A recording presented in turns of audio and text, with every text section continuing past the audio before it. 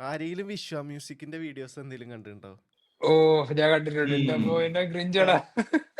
വിശ്വ music ആരാ? ഇന്നെന്റെ birthday ഇന്നെന്റെ ബർത്ത്ഡേ ജോയിന്റ് അടിക്കണം. ആ എല്ലാം മറന്ന് യാ യാ പറക്കണം. എന്നിട്ട് ഇടയിൽ ഒരു ചിരി എന്ന് പറഞ്ഞിട്ടൊരു ചിരി ഉണ്ട്. പക്ഷെ എനിക്ക് അത് മിമിക് ചെയ്യാൻ പറ്റില്ല. മറ്റേ അലോഷി കറക്റ്റ് ആയിട്ട് ചെയ്യും. ഇവിടെ ഉള്ള കറക്റ്റ് ആയിട്ട് ചെയ്യും. എന്നിട്ട് ഏതൊരു റാൻഡം പെമ്പിളാരത്തൊക്കെ പോയിച്ചിട്ട് നിങ്ങക്ക് വിഷ്വൽ മ്യൂസിക് അറിയാം, അത് പ്ലാൻഡാന്ന് കണ്ടാലറിയാം. സ്ക്രിപ്റ്റഡ്. നിങ്ങക്ക് അതെ നിങ്ങക്ക് വിഷ്വൽ മ്യൂസിക് അറിയാം. ഓ വിഷ്വൽ മ്യൂസിക് ഞാൻ ഫോളോ ചെയ്യുന്നുണ്ടല്ലോ എന്ന് പറഞ്ഞ്. ഏതൊരു എനക്കൊരു ബിയർ വാങ്ങിത്തരോ? ഈവൻ പോൺ വീഡിയോസിലെ സ്ക്രിപ്റ്റ്സ് വരെ കുറച്ചുകൂടെ നാച്ചുറൽ ആക്ടിങ് ആണെന്ന്. അതെ ഞാൻ ഫോളോ ചെയ്യാൻ എനിക്കൊരു ബിയർ വാങ്ങി തന്നാ മതി.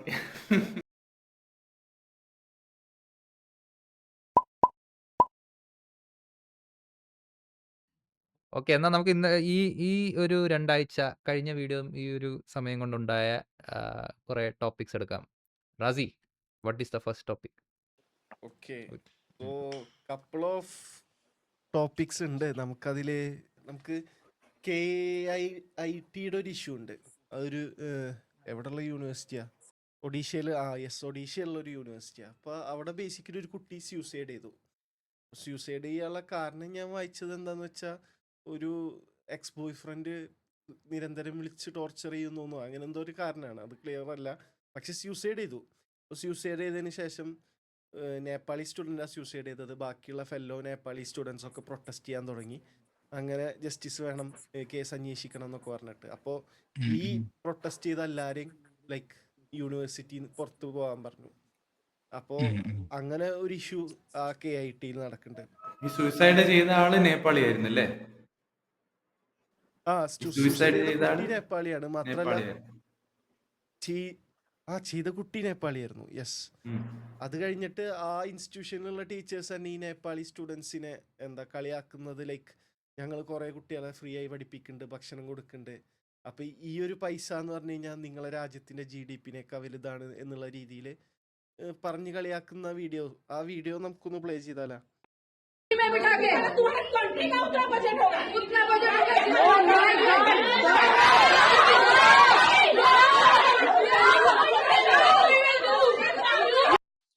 അത് ഞാൻ കണ്ടിരുന്നു കേട്ടോ. എന്റെ അമ്മോ, 2 വെച്ച് പൊട്ടിക്കാൻ തോന്നി ചെകളെ നോക്കി. അങ്ങനെ അത് കോൺട്രവേഴ്സി ആയതിനു ശേഷം തന്നെ ഈ 2 ടീച്ചേഴ്സും പബ്ലിക്കിൽ വന്ന് മാപ്പ് പറഞ്ഞിട്ടുണ്ട്. ആ മാപ്പ് പറയണ വീഡിയോ കാണുമ്പോഴും എന്താ ദേഷ്യം പൊട്ടിക്കാൻ തോന്നില്ലേ?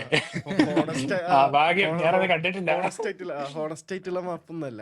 വരുന്ന ഒരു പ്രശ്നം, അവരുടെ ആ ഒരു കുറ്റം പറച്ചിലിന്റെ എനിക്ക് ഏറ്റവും സ്ട്രൈക്ക് ചെയ്ത ഒരു പ്രശ്നം എന്ന് വെച്ച് കഴിഞ്ഞാൽ, നിങ്ങൾക്കറിയാമോ ഞങ്ങൾ കുറെ കൊച്ചു കുട്ടികൾക്ക്, പാവപ്പെട്ട കുട്ടികൾക്ക് ഞങ്ങൾ പൈസ കൊടുക്കണം. അത് ഞങ്ങളുടെ എന്തോ വലിയ ദാനധർമ്മവും ഒരു എന്താ പറയുന്നത്, ഓശാരം പോലെയൊക്കെ തരത്തില്ല. ഞങ്ങൾ കുറെ കുട്ടികളെ പഠിപ്പിക്കുന്നുണ്ട്. അതായത് ഇവരുടെ നടക്കുന്ന പ്രശ്നങ്ങളൊന്നും അല്ല അവർക്ക് ചർച്ച ചെയ്യേണ്ടത്. ഇവിടെ ഒരു കുട്ടി ആത്മഹത്യ ചെയ്തു, അതിനെതിരെ എന്തെങ്കിലും നടപടി നടക്കുന്നൊന്നുമല്ല. അത് പറയുമ്പോൾ നിങ്ങൾക്കറിയോ ഞങ്ങൾ ഭയങ്കര സംഭവമാടാ, ഞങ്ങൾ സ്പെൻഡ് ചെയ്യുന്ന പൈസ എന്ന് പറഞ്ഞാൽ നിങ്ങളുടെ രാജ്യത്തിന്റെ GDP-യെക്കാട്ടിലും ഇതാണ് എന്നുള്ള രീതിയിലാണ് ഇവന്മാർ സംസാരിക്കുന്നത്. ഈ GDP അനുസരിച്ചാണോ സ്ത്രീകൾക്ക് അവകാശങ്ങളൊക്കെ കിട്ടുന്നത്? എനിക്കറിയത്തില്ല. GDP അനുസരിച്ചാണ് ഇത് പറയുന്നത്. നമ്മൾ നല്ല മനുഷ്യന്മാരാണെന്ന് പ്രൊജക്ട് ചെയ്യാൻ വേണ്ടിയിട്ടാണ്. നമ്മൾ ഇത്രയൊക്കെ സഹായം ചെയ്ത് കൊടുക്കുന്നുണ്ട്. അപ്പോൾ എന്നിട്ടും നിങ്ങൾ ഗ്രേറ്റ്ഫുൾ അല്ല, ഞങ്ങളെ വീണ്ടും കംപ്ലൈന്റ് ചെയ്തുകൊണ്ടിരിക്കുകയാണ്. നിങ്ങൾക്ക് ആ ഒരു രീതിയിൽ ഒരു ചെറിയ സൂയിസൈഡ് അല്ലേ സംഭവിച്ചുള്ളൂ, നിങ്ങൾ എന്തിനാണ് ഇത്രയായിട്ട് പ്രശ്നമാക്കുന്നത് എന്നാണ്. പിന്നെ മാത്രമല്ല, നോർത്ത് ഇന്ത്യയില് ഈ വിദ്യാർത്ഥി രാഷ്ട്രീയത്തിൽ പ്രബലമായി നിൽക്കുന്നത് ABVP പോലുള്ള ടീംസ് ആണ്. എനിക്കൊന്ന് വളരെ കുറച്ച് യൂണിവേഴ്സിറ്റീസിൽ മാത്രമേ ഉള്ളൂ. ഇപ്പം JNU പോലുള്ള യൂണിവേഴ്സിറ്റീസിലേ ഉള്ളൂ തോന്നുന്നു ഒരു ബാപ്സ, അതേപോലെ SFI അങ്ങനെയുള്ള ഒരു പ്രതിഭാസം ഉള്ളത്, ലെഫ്റ്റ് ലീനിങ് ആയിട്ടുള്ള. അല്ലാത്ത പക്ഷം പ്രധാനമായും അവിടെയുള്ള ഒരു രീതി എന്ന് പറയുന്നത് ഇങ്ങനെയുള്ള കുറെ ടീംസിന്റെ കളികളാണ്. പ്രൈവറ്റ് ഒക്കെ ആണെങ്കിൽ ഭയങ്കര കഷ്ടമാണ് അവിടെ ഉള്ള പ്രൈവറ്റ് യൂണിവേഴ്സിറ്റീസിന്റെ കാര്യം എന്നൊക്കെ പറഞ്ഞു കഴിഞ്ഞാൽ. ലൈക്ക് കൃത്യമായിട്ടുള്ളൊരു പൊളിറ്റിക്സ് വെച്ചിട്ടാണ് പ്രൈവറ്റ് ഇൻസ്റ്റിറ്റ്യൂഷൻസ് പ്രവർത്തിക്കുന്നത്. പക്ഷേ ആ പൊളിറ്റിക്സ് എന്ന് പറയുന്നത് വളരെ കൃത്യമായി ചായാതെ ചെയ്യാതെ വലതുപക്ഷം എന്ന് പറയുന്ന ആ ലൈനിലുള്ള സാധനമാണ്. അവിടെ ഉള്ള കുറച്ച് privileged upper cast, upper class ആയിട്ടുള്ള കുറച്ച് ആൾക്കാരുണ്ട്. അവരുടെ ഈ ഒച്ചാനിച്ച് നിൽക്കുന്ന ഒരു സ്വഭാവമാണ്. പ്രതീഷ് നോർത്ത് ഇന്ത്യയിൽ പഠിച്ചിട്ടുള്ള ആളല്ലേ? പ്രതീഷിന് എന്താണ്? ഞാൻ പഠിച്ചപ്പോഴും ഇത് തന്നെയായിരുന്നു. ലൈക്ക് അവിടെ ഞാൻ പഠിച്ച എഞ്ചിനീയറിംഗ് കോളേജിലും ഒരു പ്രൈവറ്റ് തന്നെ ആയിരുന്നു. അവിടെ ഈ രീതിയിലുള്ള എന്താ പറയുക, പൊളിറ്റിക്കൽ അതൊന്നും ഇല്ല. മനസ്സിലായില്ലേ? ലൈക്ക് എന്ത് നടന്നാലും പ്രത്യേകിച്ച് ഒന്നും നടക്കില്ല. കോളേജ് ഇത് പറയുകയാണ്, അടുത്ത വർഷം തൊട്ട് ഇതാണ് ഫീസ് എന്ന് പറഞ്ഞാൽ ഓക്കെ. അടുത്ത വർഷം തൊട്ട് എനിക്ക് ഓർമ്മയുണ്ട്, ഞാൻ ജോയിൻ ചെയ്തപ്പം 35,000 40,000 എങ്ങാണ്ടായിരുന്നു ഫീസ്. ഓരോ വർഷം അവർ ഫീസ് കൂട്ടി. ഓരോ വർഷം അവർ ഫീസ് കൂട്ടി. ഞാൻ പാസ് ഔട്ട് ആവുന്ന ആ വർഷം, ഗ്രാജുവേറ്റ് ആവുന്ന വർഷം 65,000 രൂപയായിരുന്നു. ലൈക്ക് വിത്തിൻ 4 ഇയേഴ്സ് 25,000 ആണ് അവർ കൂട്ടിയത്. 25,000 റുപ്പീസ് അവർ കൂട്ടിയായിരുന്നു. ബട്ട് ഒന്നും ചെയ്യാൻ പറ്റില്ല. കാരണം എന്താണ്, അവിടെ ഒരു സംഘടിതമായ സംഭവം ഒന്നും ഇല്ല. അടുത്ത വർഷം തൊട്ട് ഇതാണ് ഫീസ് എന്ന് പറയുമ്പോൾ കേൾക്കുന്ന എല്ലാവരും അപ്പോൾ ഇനി അടുത്ത വർഷം ഇത് പറഞ്ഞല്ലേ ഓക്കെ എന്ന് പറയുമ്പോൾ ആ ഒരു മനോഭാവമാണ്. ഇവിടെ ആണെങ്കിൽ നമുക്ക് ചോദിക്കാം, വൈ ആർ യു, നിങ്ങൾ എന്തിനാണ് കൂട്ടുന്നത്, ഇത് കൂട്ടാനുള്ള കാരണം എന്താണ്, ഇത്രയും കൂട്ടാനുള്ള കാരണം എന്താണ്, ഇതിന്റെ ന്യായം എന്താണ്, ഇതിന്റെ നീതി, ഇതൊക്കെ ചോദിക്കുക ആളുകൾ. അപ്പോൾ ഇത് ഈ ചോദിക്കുന്ന ആളുകൾക്ക് ഇഷ്ടമല്ല. അപ്പോൾ അതുകൊണ്ട് തന്നെ അതുകൊണ്ട് തന്നെയാണ് ഈ ഇവിടെ കേരളത്തിലൊക്കെ വിദ്യാർത്ഥി രാഷ്ട്രീയം അല്ലെങ്കിൽ രാഷ്ട്രീയ സംഭവങ്ങളൊന്നും കോളേജിൽ പാടില്ല എന്നുള്ള രീതിയിലൊക്കെ ആളുകൾ സംസാരിക്കുന്നതിന്റെ ഒരു എയിം ഇതാണ്. ഇങ്ങനത്തെ ചോദ്യങ്ങളൊന്നും ആളുകൾ ചോദിക്കരുത്. കോളേജ് എന്ന് പറഞ്ഞു കഴിഞ്ഞാൽ ഞങ്ങൾ പറഞ്ഞാൽ കേട്ടാൽ മതി. വലിയ ബുദ്ധി വരുന്നു, പഠിക്കാനുള്ളതാണ്. ഞാനിവിടെ ഡിസിപ്ലിൻ ഉണ്ടല്ലേ? പഴയ പോലെ ടീച്ചർമാരുടെ മര്യാദയില്ല. എന്തേലൊക്കെ തോന്നിയ ദിവസം പറഞ്ഞു കഴിഞ്ഞാൽ പിള്ളേർ കയറി ഇടിച്ചു കളയുന്നു. പഠിക്കുക മാത്രമല്ല, നിങ്ങൾ പഠിക്കാൻ വരുന്നതല്ല, ഞങ്ങൾ നിങ്ങളെ പഠിപ്പിക്കാനാണ് വരുന്നത് എന്നൊരു ആറ്റിറ്റ്യൂഡാണ്. അപ്പൊ ഞാൻ പഠിപ്പിക്കുന്ന കോളേജിലും ഏകദേശം ഇതേപോലൊക്കെ തന്നെയാണ്. കോളേജ് എന്ത് പറയുന്നു അതുപോലെ. ഞാൻ ബാംഗ്ലൂരും എല്ലാരും നിങ്ങളതാണോ ഫീസ് പറയുന്നത്, ഓക്കെ ശരി. അങ്ങനെ അറ്റ്ലീസ്റ്റ് ഇവിടെ വരുന്ന പക്ഷെ മലയാളി കുട്ടികൾ അറ്റ്ലീസ്റ്റ് കുറച്ച് അങ്ങോട്ടും ഇങ്ങോട്ടും അറ്റ്ലീസ്റ്റ് അറിയാം. അല്ലാത്ത ബാംഗ്ലൂർ സ്റ്റുഡൻസ് ഇങ്ങനെ ഗ്യാങ് ആ പരിപാടി ഒന്നും ഇല്ല. ഒരു ചെറിയ 5 ആളെ ഗ്യാങ് അങ്ങനെ മാറി നിൽക്കുക, അങ്ങനത്തെ പരിപാടിയേ ഉള്ളൂ. പരിപാടി നടക്കണമെങ്കിൽ മലയാളീസ് എല്ലാം കൂടിയിട്ട് ഒരു 100 ആൾക്കാർ അങ്ങനെ എന്തെങ്കിലും കൂടിയിട്ടാണ് പരിപാടി, ഓണം പോലത്തെ പരിപാടികൾ നടത്തുന്നെങ്കിൽ നടത്താം. വേറൊരു പോയിന്റ് ഉള്ളതെന്ന് പറയുന്നത്, ഇന്ത്യയില് ഈ നോളജിന് വേറൊരു എന്താണ് സോഷ്യോ പൊളിറ്റിക്കൽ ആയിട്ടുള്ള ഒരു ഡയമെൻഷൻ കൂടെ ഉണ്ട്. ഒരു ബ്രാഹ്മണിസത്തിന്റെ ഒരു സാധനം കൂടെ ഉണ്ട്. ഇപ്പൊ നോളജ് എന്ന് പറഞ്ഞു കഴിഞ്ഞാല് ബ്രാഹ്മിൺസ് കൺട്രോൾ ചെയ്തിരുന്ന ഒരു ഇന്നും ഡോമിനേറ്റ് ചെയ്യുന്ന ഒരു മേഖലയാണ്. നിങ്ങൾ ഇന്ത്യയിലെ എലൈറ്റ് യൂണിവേഴ്സിറ്റീസിലൊക്കെയുള്ള പ്രൊഫസേഴ്സിന്റെയും അക്കാഡമീഷ്യൻസിന്റെ റെപ്രസെന്റേഷനൊക്കെ പരിശോധിച്ചാൽ മതി. മിക്കവരും അപ്പർ കാസ്റ്റ് ബ്രാഹ്മിൺസ് ആയിട്ടുള്ള ആൾക്കാർ തന്നെയായിരിക്കും. അപ്പൊ അതൊരു നോളജ് എന്ന് പറയുന്നത് ഇന്ത്യയില് പണ്ടും ഇന്നും ഡോമിനേറ്റഡ് ബൈ ബ്രാഹ്മിൺസ് ആയിട്ടുള്ള ഒരു മേഖലയാണ്. അപ്പം ആ ഒരു ബ്രാഹ്മണിക്കൽ കൾച്ചറിന്റെ ഒരു ഇൻഫ്ലുവൻസ് ഉണ്ട്. അതായത് നോളജ് എന്ന് പറഞ്ഞു കഴിഞ്ഞാൽ ഞങ്ങളുടെ ഒരു അവകാശമാണ്, ഞങ്ങളുടെ കയ്യിൽ ഇരിക്കുന്ന ഒരു സംഗതിയാണ്. അത് നിന്നെപ്പോലുള്ള ആൾക്കാർ ഇങ്ങനെ ഇറങ്ങി വരികയാണ് എന്ന് പറയുന്ന ഒരു ആറ്റിറ്റ്യൂഡ്. പിന്നെ നമ്മൾ ഗുരുക്കന്മാരെയൊക്കെ കാണുമ്പോൾ ഓവർ ഭവ്യതയും ബഹുമാനവും കുനിഞ്ഞിരിക്കുകയൊക്കെ ചെയ്യുന്നതിന്റെ ആ ഒരു പരിപാടി എന്ന് പറയുന്നത് ഇത് ഇങ്ങനെ ഒരു പശ്ചാത്തലത്തിൽ നിന്നാണ് വരുന്നത്. ഞാനൊക്കെ സ്കൂളിൽ പഠിക്കുമ്പം ഈ ടീച്ചർമാരുടെ ഒക്കെ ഒരു പ്രധാന പ്രശ്നം എന്ന് പറയുന്നത് അവർക്ക് പിള്ളേരുടെ എന്താണ് ബഹുമാനം കിട്ടുന്നില്ല എന്നുള്ളതാണ്. ബഹുമാനം എന്ന് പറഞ്ഞു കഴിഞ്ഞാല് അടിമയായി ഇരിക്കുക എന്നുള്ളതാണ്. അതായത് ഒരു ചോദ്യം ഒന്നും ചോദിക്കാതെ അവര് പറയുന്ന മര്യാദ കേട്ട് അങ്ങ് ഇരുന്നോണം. ഇല്ലാതെ നീ എന്തെങ്കിലുമൊക്കെ പ്രശ്നം ഉണ്ടായി കഴിഞ്ഞാൽ നീ ആകപ്പാടെ പ്രശ്നക്കാരനാണെന്ന് പറയുന്ന ഒരു ആറ്റിറ്റ്യൂഡാണ്. ടീച്ചർമാരെ ബഹുമാനിക്കാൻ അറിയത്തില്ല എന്ന് പറയുന്ന ഒരു ടാഗ് ഒരുപാട് കേട്ടിട്ടുള്ള ആളാണ് ഞാൻ.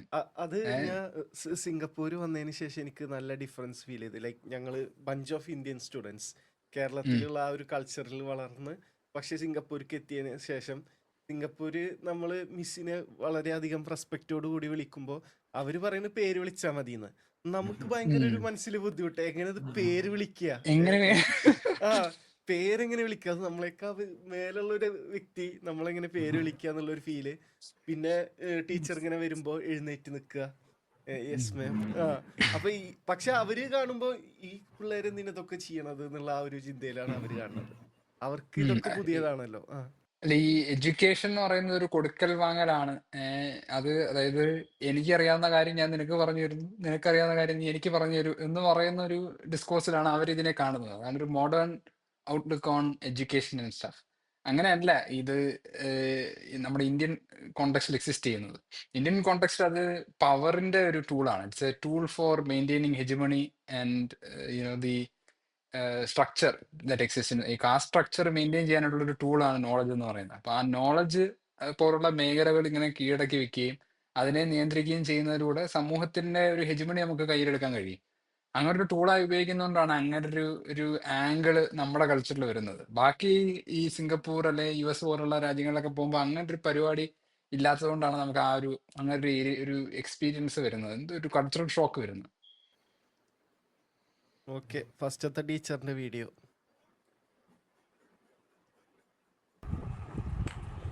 I'm making this video to apologize for the statements I said on 16th night in the spur of the moment, and I want to communicate that whatever statements I had done, I said are mine and have nothing to do with any of the authority of KIT University. And if any of my statements has hurted the sentiment of my Nepali students or people of Nepal, I apologize for it sincerely. Okay, ഇത് പിന്നെയും ആരെ കുഴപ്പമില്ല. ഇത് മറ്റേ കുഴപ്പമില്ല. മറ്റേ ടീച്ചറിനെ കണ്ടോക്ക്, അത് ആരെ കുറച്ചുകൂടെ എഴുതി കൊടുത്ത് വായിപ്പിക്കുന്നവരുണ്ട്. പക്ഷെങ്കിൽ മെയിൻ സ്ഥാനമായിട്ട് KIT-ന്റെ ഓഫീഷ്യൽസുമായിട്ട് ഒരു ബന്ധമില്ല എന്നുള്ളതാണ് ടെസ്റ്റ് ആ പറഞ്ഞ അതാണ് സാധനം. അത് ഇത് ബേസിക്കലി കോളേജിൽ നിന്ന് വന്നതാണ്. എപ്പോളജി അതെ ഇവിടെ നമുക്കിതിൽ ഒരു എഴുതി ബന്ധവും കൊടുത്ത് അതെ ഒരു ഇമെയിൽ അവര് അയച്ചാണ് അവര് ഇങ്ങനെയുള്ള ഒരു ഈ സാധനം ഈ ഒരു സ്റ്റേറ്റ്മെന്റ് റെക്കോർഡ് ചെയ്ത് അയക്കണം എന്ന് പറഞ്ഞ അതാണ് സംഗതി. ഓക്കെ, അടുത്തത്. I want to take a moment to apologize for my recent remarks regarding Nepal while handling a student protest that escalated beyond control. My intention was never to offend or demean anyone, and I deeply regret if my words caused unintended hurt to the sentiments of anyone. I want to emphasize that my words do not reflect the views of the university or any of its authorities. However, it is pertinent to convey that my words were a consequence of being directly instigated by statements made during the protest, where my country and my institution were called corrupt and poor. In that heated exchange, my reply was meant to defend against those remarks, not to demean Nepal or its people in any way. ഇത് കുറച്ചുകൂടെ I want to ന്യായീകരണം take a moment എന്നുള്ള to രീതിയിലാണ്. ഇത് ChatGPT വെച്ച് വായിക്കുന്ന പോലെ ഉണ്ട്. ആ, അതെ മാത്രല്ല അല്ല ഇത് ഞാൻ ചെയ്തത് രണ്ടും എഴുതി ശരിക്കും വാങ്ങിക്കുകയാണ് അല്ല ഇവരുടെ പിന്നെ ഒരു മാന്യമായ അപ്പോളജി ആയിട്ട് പിന്നെയും കണക്കാക്കാം. ലൈക്ക് ഫസ്റ്റത്തെ സെക്കൻഡ് എന്തോ ഇത് അവര് പറഞ്ഞുകൊണ്ട് ഞാൻ പറഞ്ഞാണ്. ഇത് ക്ലാസ് എടുക്കുന്ന പോലെ.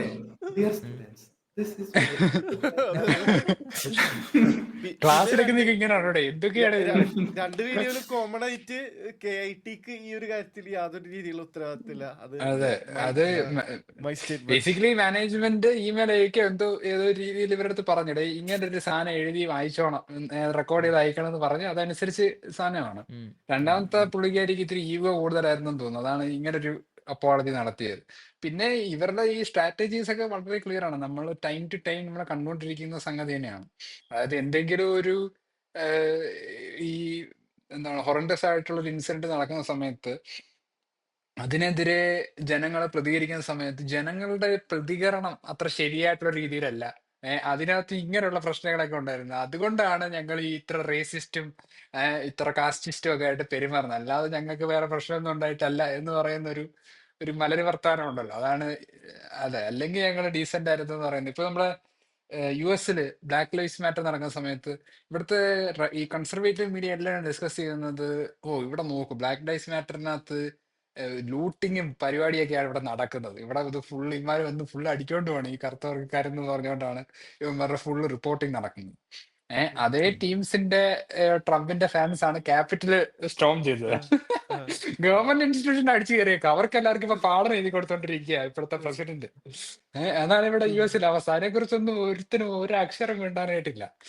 അപ്പൊ ഇത് ബ്ലാക്ക് ലൈവ്സ് മാറ്റർ എന്ന് പറഞ്ഞു കഴിഞ്ഞാല് അതിന്റെ ഒരു ടൈനി പ്രൊപ്പോഷൻ, ഇങ്ങനെ ഒരു വലിയൊരു ലാർജ് സ്കെയിൽ ആയിട്ട് ഒരു പ്രശ്നം നടക്കുന്ന സമയത്ത് സ്വാഭാവികമായി നടക്കുന്ന കാര്യങ്ങളാണ് ഈ പറയുന്ന ലൂട്ടിങ് പോലുള്ള കാര്യങ്ങളൊക്കെ. അതൊരു സൈഡിൽ ചെറുതായിട്ട് സംഭവിക്കുന്ന ഒരു ടൈനി മൈനോറിറ്റി ഓഫ് ഇൻസിഡൻസ് ആണ്. അതിനെ പ്രൊജക്ട് ചെയ്ത് അതാണ് മെയിൻ സ്ട്രീം ആയി നടക്കുന്നതെന്ന് പറഞ്ഞ് ഈ അവരുടെ കൺസർവേറ്റീവ് ഓഡിയൻസിനെ വീണ്ടും ഇമോഷണലി ചാർജ് ആക്കാനായിട്ടുള്ള ഒരു സാധനമാണിത്. അല്ല, പിന്നെ രണ്ടും നടന്നതിന്റെ കോണ്ടെക്സ്റ്റ് ഒന്ന് നോക്കുകയാണെങ്കിൽ, ഒന്ന് ഡിസ്ക്രിമിനേഷനെതിരെയുള്ള മൂവ്മെന്റും ഒന്ന് നമ്മള് ഡെമോക്രസിനെ അംഗീകരിക്കില്ല എന്ന് പറയുന്ന ഒരു മൂവ്മെന്റുമാണ്. ഒന്ന് ആന്റി നാഷണൽ മൂവ്മെന്റാ. അതെ, രണ്ടാമത്തെ മൂവ്മെന്റ് ഇവന്മാര് പറഞ്ഞോണ്ടിരുന്ന റെവല്യൂഷൻ ആണ്, സെക്കൻഡ് അമേരിക്കൻ റെവല്യൂഷൻ എന്നൊക്കെ. ഓരോ ബോധമില്ലാത്തവരുടെ കാര്യം. എന്ത് ഡെമോക്രാറ്റിക്കലി എലക്ട് ചെയ്ത ഒരു വ്യക്തി വരുന്നതിനെതിരെ പ്രവർത്തിക്കണതാണോ അതെ, റെവല്യൂഷൻ? റെവല്യൂഷൻ. ഇതില് coming back to this topic, ഈ ഈ എന്താ പറയുന്നേ, ടീച്ചേഴ്സിന്റെ ഒരു ഇതുണ്ടല്ലോ. ഇത് എനിക്കിപ്പോഴും ഓർമ്മയുള്ള ദിവസം എന്ന് വെച്ച് കഴിഞ്ഞാൽ, ലൈക്ക് ഞങ്ങളുടെ ലാസ്റ്റ് ഡേ ഉണ്ട്, ലൈക്ക് 12 പഠിക്കുമ്പോഴേക്കും 12th ക്ലാസ്സിൽ ലാസ്റ്റ് ഡേ എന്ന് പറഞ്ഞു കഴിഞ്ഞാൽ അവിടെ ഒരു ആചാരം എന്ന് പറയുന്നത് എല്ലാ ടീച്ചേഴ്സിൻ്റെയും പോയി കാല് തൊട്ട് വന്ദിക്കുക എന്നതാണ്. അപ്പോൾ അപ്പോൾ എല്ലാ ടീച്ചേഴ്സ് എന്ന് വെച്ച് കഴിഞ്ഞാൽ it includes every one.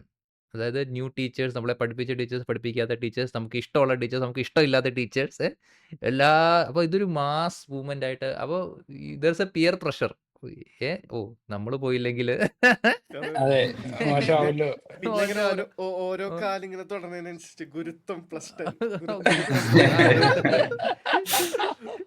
ഗുരുതം points ഇങ്ങനെ കിട്ടിക്കൊണ്ടിരിക്കും. അപ്പൊ നേരത്തെ മാനി പറഞ്ഞ പോയിന്റ് ആ ഒരു ഡിഫറൻസ് ഉള്ളൂ. ലൈക്ക് ഇറ്റ്സ് ലൈക്ക് ഒരു ഹെറാർക്കിയൽ പൊസിഷൻ ആണ് ടീച്ചർ എന്ന് പറഞ്ഞു കഴിഞ്ഞാൽ. ഇങ്ങനെ ഒരു പൊസിഷനാണ്. ഞങ്ങളെ ഒരു പൊസിഷൻ നിന്നിട്ട് നിങ്ങളെ കൺട്രോൾ ചെയ്യുന്നുണ്ട്, നിങ്ങൾ ഞങ്ങളുടെ അടിയിലാണ്. ആൻഡ് ഇപ്പോൾ ഒരു റീസെന്റ് ടീച്ചറും ഈ സിമിലർ സ്റ്റേറ്റ്മെന്റ് പറഞ്ഞുണ്ടല്ലോ, കുട്ടികളോട് ചങ്ങാത്തം കൂടരുത്, കുട്ടികളോടൊക്കെ ചങ്ങാത്തം കൂടിയല്ല നമ്മൾ ചെയ്യേണ്ടത്, അവരോടൊക്കെ ഈ ഒരു ഡിസ്റ്റൻസ് വെക്കണം. അപ്പോൾ ഇതെല്ലാം ഒരു ലൈറ്റ് ഇതുണ്ടല്ലോ, എലീറ്റ് ക്ലാസ് ആണ് ഞങ്ങൾ എന്നുള്ള ഒരു ഇതാണ്. അതന്നാണ് ഇവിടെയും കണ്ടത്. ലൈക്ക് ബേസിക്കലി ഇവിടെയൊക്കെ ചെയ്യേണ്ടത് എന്താണ്, അവിടെ ഒരു സൂയിസൈഡ് നടത്തിയവർ പ്രൊട്ടക്ഷൻ അപ്പോൾ അവരുടെ ഗ്രീവൻസസ് കേൾക്കുക, അവരുടെ കൂടെ നിൽക്കുക. Victims should feel that you are with the victims. അല്ലാതെ വിക്ടിംസിനെ പോയി ഇങ്ങനെ നീ അങ്ങനെ ചെയ്യണം ഇങ്ങനെ ചെയ്യണം ഇങ്ങനെ പോയി പഠിപ്പിച്ചിട്ട് അവർ പ്രൊട്ടസ്റ്റ് നടത്തുമ്പോൾ പഠിപ്പിച്ചുകൊണ്ട് അവരോട് പോയി പറഞ്ഞിട്ട് കാര്യമൊന്നും ഉണ്ടെന്ന് എനിക്ക് തോന്നുന്നില്ല. നമുക്ക് രണ്ടാമത്തെ അപ്പോളജി ഉണ്ടല്ലോ, ഫുള്ള് റെഡിയായി വന്നിരിക്കുകയാണ് ആ സോഫയിലൊക്കെ വന്നിട്ട് ആംഗിളൊക്കെ കറക്റ്റ് ആക്കി നമ്മള് സ്റ്റുഡിയോയിൽ പോയി ചെയ്യുന്ന പോലെ സെറ്റ് സാധനം. നമ്മൾ ഇതൊക്കെ ഈ അപ്പോളജി വൈറലായാലോ? ക്വാളിറ്റി ഉള്ളത്. അതെ, അപ്പോളജി വൈറലായാൽ ഞാൻ കുറച്ച് ഡീസന്റ് ആണ്. ഞാൻ ഒരു അപ്പോളജി വീഡിയോ ഉണ്ടാക്കും with high quality. Next issue plain crash ആണ്. ബേസിക്കലി ഡെൽറ്റ എയർലൈൻസ് എന്ന് പറഞ്ഞിട്ടൊരു അവരൊരു പ്ലെയിന് US-ന്ന് കാനഡയ്ക്ക് വരുന്ന ടൊറാൻഡോയിൽ വെച്ചിട്ട് ക്രാഷായി. ലൈക്ക് ക്രാഷായി എന്ന് പറഞ്ഞു കഴിഞ്ഞാൽ ലാൻഡിങ്ങിന്റെ സമയത്ത് ലാൻഡ് ചെയ്തു, എന്നിട്ട് സ്കിഡ് ചെയ്തു, മറിഞ്ഞു. ഭാഗ്യത്തിന് ആർക്കൊന്നും പറ്റിയില്ല. ലൈക്ക് 76 എത്രണ്ട് പാസഞ്ചേഴ്സ് ഉണ്ടായിരുന്നു. അപ്പോൾ എല്ലാവരും സേഫ് ആയിരുന്നു. ഇൻഷുറി പറ്റിയോ ഇല്ലാന്ന് തോന്നുന്നു. അപ്പോൾ ബേസിക്കലി പ്ലെയിൻ മറിഞ്ഞതിന് ശേഷം ഇവിടെ 2 രീതിയിലാണ് ആൾക്കാർ റിയാക്ട് ചെയ്തിട്ടുള്ളത്. ഒന്ന്, വുമണിനെ ബ്ലെയിം ചെയ്തിട്ട്, കാരണം ഡെൽറ്റ അവരെ എയർലൈൻ്റെ പേജിൽ ഞങ്ങൾ സ്ത്രീ ശാക്തീകരണത്തിൻ്റെ ഒരു ടീമാണെന്ന് കാണിക്കുന്ന രീതിയിലുള്ള ഒരു വീഡിയോ ഉണ്ട്. ഇപ്പോൾ ഞങ്ങളെ ക്രൂവിൽ കുറേ വുമൺ ഉണ്ട് എന്ന് കാണിക്കുന്ന ഒരു വീഡിയോ ഉണ്ട്. അപ്പോൾ ആ വീഡിയോ ഒരു സൈഡിൽ വെച്ചിട്ട് ഈ പ്ലെയിൻ ക്രാഷ് താഴെ കാണിച്ചിട്ട് കണ്ട ഇംപ്ലൈയിങ് ഇത് കാരണമാണ് പ്ലെയിൻ ക്രാഷ് ഉണ്ടായി എന്ന് പറയുന്നത്. പിന്നെ വേറൊരു ടീം പറയുന്നത് ഈ സമയത്ത് DEI ഹയേഴ്സ് ഒക്കെ ഭയങ്കര കൂടുതലാണ്, കഴിവില്ലാത്തവരെ നമ്മൾ ജോലിക്ക് എടുത്തു കഴിഞ്ഞാൽ ഇതുപോലൊക്കെ ഇരിക്കും എന്നുള്ള രീതിയിൽ. അപ്പോൾ DEIനെ കുറ്റം പറയണവരും സ്ത്രീകളെ കുറ്റം പറയണം. ബേസിക്കലി നമുക്ക് ഒന്നാക്കി എടുക്കാം. കാരണം സ്ത്രീകളെ പൈലറ്റിന് എടുക്കുന്നത് DEIയുടെ ഒരു പാർട്ടാണ് എന്നാണ് ഇവർ പറയുന്നത്. ഓക്കെ, അപ്പോൾ അതാണ് ഇഷ്യൂ. ശരിക്കും ബ്ലെയിം അറിഞ്ഞത് ഒരു വുമൺ പൈലറ്റ് ആയതുകൊണ്ടാണോ, അല്ലെങ്കിൽ DEI കാരണമാണോ? ഇത് ഈ ആന്റി റിസർവേഷൻ, ഇവിടെയുള്ള ആന്റി റിസർവേഷൻ സംഭവം തന്നെ. ഇവിടെയുള്ള കുറെ ബുദ്ധിജീവികൾ ഓരോ ചാനലിലൊക്കെ പോയിരുന്ന് പറഞ്ഞ റീസെന്റ് ഞാൻ കണ്ടാണ്. റിസർവേഷൻ വന്നതിന് ശേഷം എന്ത് പറ്റുന്ന വെച്ചാൽ മെറിറ്റ് പോയി. ഇവരുടെ മനസ്സിൽ ഇവർ വിചാരിച്ചിരിക്കുന്ന ഈ DEI റിസർവേഷൻ എന്നൊക്കെ പറഞ്ഞാൽ കഴിവില്ലാത്ത ആളുകളെ എടുക്കുന്നു എന്നാണ്. അതായത് ഓക്കെ, കുറെ ഇന്റർവ്യൂ ഇങ്ങനെ കുറെ 10 പേരിരിക്കുന്നു. അപ്പോൾ ഉടനെ അയാൾ വന്ന ഉടനെ തന്നെ എടാ നീ പെണ്ണാണോ, എന്നാ ബാ നിന്നെ എടുത്തിരിക്കുന്നു. ഇങ്ങനെയാണ് ഇവർ ഇന്റർവ്യൂ പിടിച്ചത്. ഇങ്ങനെ പറയുന്നവന്മാര് ബേസിക്കലി ഇങ്ങനത്തെ ഇന്റർവ്യൂ പ്രോസസ്സുകളിലോ ഈ പോളിസി മേക്കിങ്ങിലൊന്നും പങ്കെടുത്തിട്ടില്ല എന്ന് തന്നെ അവരുടെ ആ ഒരു സ്റ്റേറ്റ്മെന്റിൽ നിന്ന് അറിയാം. ഈ DEIയെ കുറിച്ച് ഇങ്ങനത്തെ സംഭവം പറയുന്നത്. അല്ല, ബേസിക്കലി DEI കൊണ്ട് ഉദ്ദേശിക്കുന്നത് ഇത്ര ഉള്ളൂ. നിങ്ങൾ കഴിവുണ്ടായിട്ടും നിങ്ങളൊരു സ്ത്രീയായി, അല്ലെങ്കിൽ കഴിവുണ്ടായിട്ടും നിങ്ങളൊരു ലോവർ കാസ്റ്റ് ആണ്, അല്ലെങ്കിൽ നിങ്ങൾ കഴിവുണ്ടായിട്ടും ഒരു ബ്ലാക്ക് റേസ് ആണ്, ആ ഒരു കാരണം കൊണ്ട് മാത്രം നിങ്ങളെ മാറ്റി നിർത്തരുത്. കഴിവുള്ളവർ എല്ലായിടത്തും ഉണ്ട്, അവരെ ഐഡന്റിഫൈ ചെയ്ത് കൊണ്ടുവരിക എന്നുള്ള മിഷനാണ് DEI. അപ്പോൾ കഴിവുള്ളവരെ തന്നെയാണ് എടുക്കേണ്ടത്. അപ്പോൾ കഴിവുള്ളവർ പക്ഷേ ഒരു വൈറ്റ് മെയിൽ ഗ്രൂപ്പ് മാത്രമല്ല കഴിവുള്ളവർ, ബാക്കിയുള്ളവരും കഴിവുണ്ട്.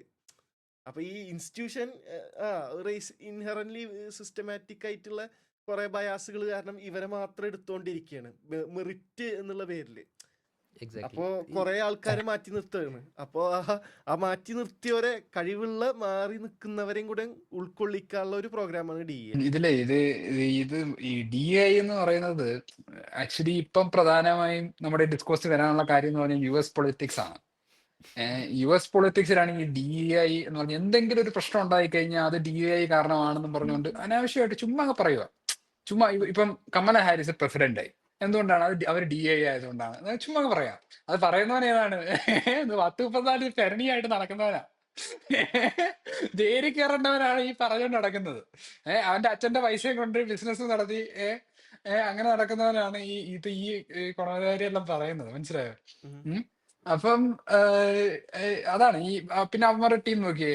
അവന്മാര് ഞങ്ങൾ DI ഇല്ലാന്നൊക്കെ പറഞ്ഞിട്ട് അവന്മാർ എടുത്തിരിക്കുന്ന ടീം നല്ല ഒന്നാന്തര ടീം, ഹെൽത്തിന്റെ ഒക്കെ ടീം കാണണം.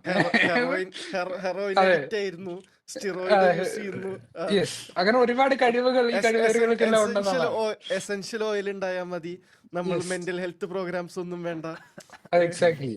അങ്ങനെ ഒരുപാട് കഴിവുകൾ ടൈം ടു ടൈം കാണിച്ച് തെളിയിച്ചിട്ടുള്ള ടീമുകളാണ് ഇവന്റെ ടീമിലുള്ളത്. മനസ്സിലായി? ഇവരൊക്കെയാണ് കഴിവുള്ളവരെന്നാ പറയുന്നത്. ബാക്കി ഇവരുള്ളവർക്കൊന്നും കഴിവില്ലെന്ന് പറയുന്നത്. അതെ വാക്സിൻ അതെ ഡിനയേഴ്സ്, ക്ലൈമറ്റ് അതെ ചേഞ്ച് സ്കെപ്റ്റിക്സ്, അതെ ഇവർക്കൊക്കെയാണ് കഴിവുള്ളവന്മാരാണ്. കഴിവേറികൾ ഇവരാണെന്നൊക്കെയാ പറയുന്നത്. അപ്പൊ ഇതിന് എന്തുകൊണ്ടാണ് ഇങ്ങനെ ഒരു പ്രതിമാസം US പൊളിറ്റിക്സിൽ വർക്ക് ചെയ്യുന്നതെന്ന് നോക്കിക്കഴിഞ്ഞാൽ അത് ആക്ച്വലി നമ്മൾ USന്റെ ഒരു സോഷ്യോ എക്കണോമിക് സിറ്റുവേഷൻ എന്താന്നുള്ള ഒരു അനാലിസിസ് നടത്തണം.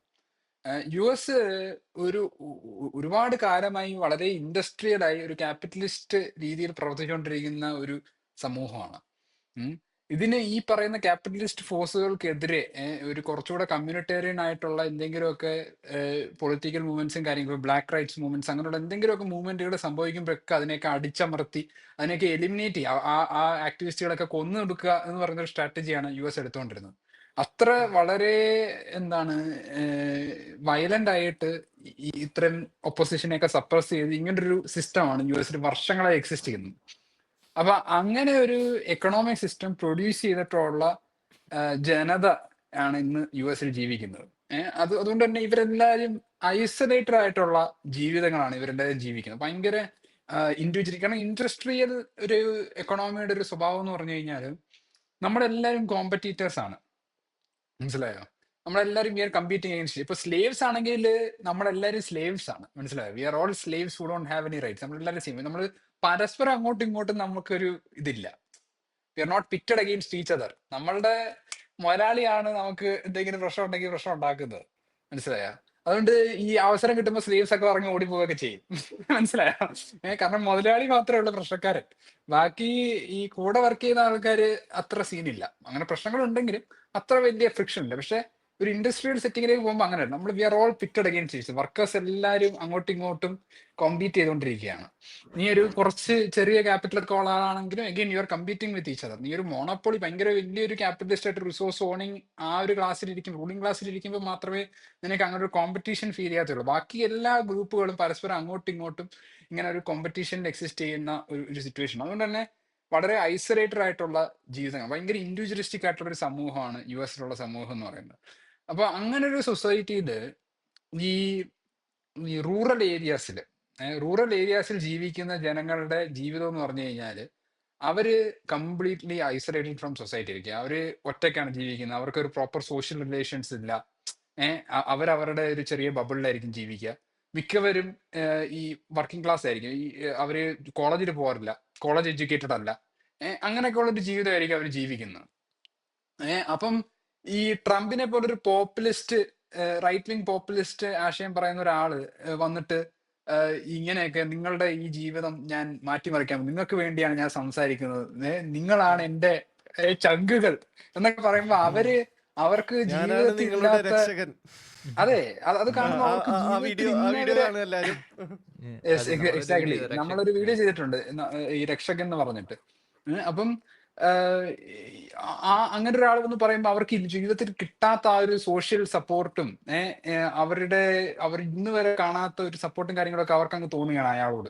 അയാൾ എന്നെ രക്ഷിക്കും, അയാള് എന്നെ രക്ഷപ്പെടുത്തും എന്ന് പറഞ്ഞൊരു ഫീലിംഗ് വരികയാണ്. അപ്പം അങ്ങനെയാണ് ഈ ട്രംപിനെ പോലുള്ള ആൾക്കാർക്ക് ഇത്ര അധികം സപ്പോർട്ട് കിട്ടുന്നത് ഈ ഐസൊലേറ്റഡ് കമ്മ്യൂണിറ്റീസ്. പിന്നെ കുറച്ച് പ്രിവിലേജ്ഡ് ആയിട്ടുള്ള ക്ലാസ്സിലുള്ള ആൾക്കാരാണ് ഈ കോളേജിലൊക്കെ പോകുന്നത്. അവിടെയും ഈ പറയുന്ന ഒരു ഇൻഡിവിജ്വലിസ്റ്റിക് രീതിയിലാണ് ആൾക്കാർ പ്രവർത്തിക്കുന്നുള്ളത് എന്നുള്ളത് കൊണ്ട് തന്നെ കാര്യമായിട്ടുള്ള പൊളിറ്റിക്കൽ മൂവ്മെന്റ്സ് ഒന്നും ഉണ്ടായി വരാറില്ല. ഈ ക്യാമ്പസുകളൊക്കെ പൊതുവേ ഒരു പൊളിറ്റിക്കൽ സെറ്റിംഗ് ആയിരിക്കും. മനസ്സിലായോ?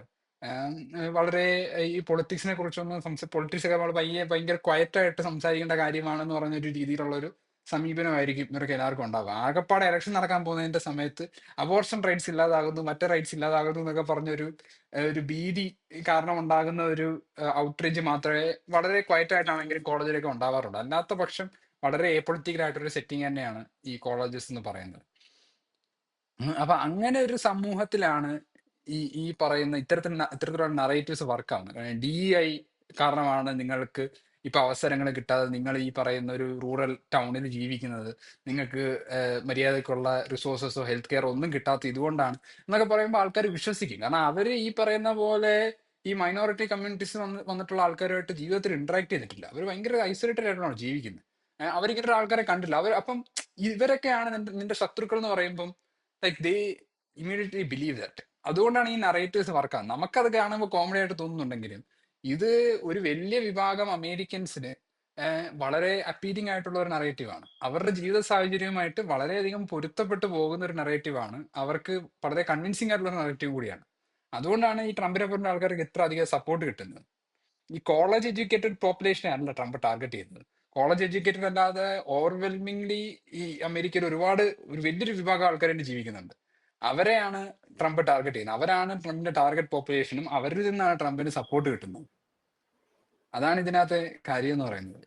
ഇത് നമ്മുടെ കേരളത്തിൽ ഇങ്ങനെ തന്നെയാണല്ലോ. കേരളത്തിൽ നമുക്ക് ഒരു അപ്പർ കാസ്റ്റ്, ഒരു ഇച്ചിരി കൂടെ ഫിനാൻഷ്യലി ബാക്ക്വേർഡ് നിൽക്കുന്ന ആളുടെ ഒരു സൈക്കോളജി എന്ന് പറഞ്ഞു കഴിഞ്ഞാൽ, ഞാൻ ഇത്രയും പഠിച്ചു, ഇത്രയും കോമ്പറ്റീറ്റീവ് ഇതിൽ എനിക്ക് അത്ര വലിയ എക്കണോമിക് ക്യാപിറ്റൽ കുറവാണ്. അപ്പം ഞാൻ നോക്കുമ്പോൾ അവിടെ സൈഡിലുള്ള ഈഴവന് സംവരണം കിട്ടുന്നു, മുസ്ലിമിന് സംവരണം കിട്ടുന്നു, ദളിതർക്ക് അവരുടെ വീട്ടിൽ പൈസ ഉണ്ട്, അപ്പോൾ അവർക്ക് എന്തിനാ സംവരണം, ഐ ഡിസേർവ് മോർ എന്നൊക്കെയുള്ള രീതിയിൽ അവിടെ DEI ആണെങ്കിൽ ഇവിടെ റിസർവേഷനൊക്കെ ടാർഗറ്റ് ചെയ്യുന്നത് ഇത്തരം സംഭവങ്ങൾ കൊണ്ടാണ്. It's the same. I mean Mani പറഞ്ഞ മാതിരി തന്നെ ഇവിടെ ആളുകൾ തമ്മിലുള്ള ഒരു we are pitted against each other. നമ്മൾ അങ്ങോട്ടും ഇങ്ങോട്ടും ഒന്ന് വേറൊരാളെ കൊന്നു തിന്നാൽ മാത്രമേ മുകളിൽ പോകൂ എന്നുള്ളൊരു സിറ്റുവേഷൻ ഉണ്ടാകുമ്പോൾ ആ ഒരു സിറ്റുവേഷനിലേക്ക് സമൂഹം വരുമ്പോൾ ഇവിടെ ഈ സംഭവങ്ങൾ പ്രചാരത്തിൽ കൂടുതൽ ഫേമസ് ആവും. അത് കൂടുതൽ ഫേമസ് ആകുമ്പോൾ അത് പറയുന്ന ആളുകളും അത് പറയുന്ന രാഷ്ട്രീയമൊക്കെ ആളുകൾ വോട്ട് ചെയ്ത് വരും. അത് തന്നെയാണ് US നടക്കുന്നത്. ലൈക്ക് ഈ പിറ്റഡ് അഗെയിൻസ്റ്റ് ഈച്ച് അതർ.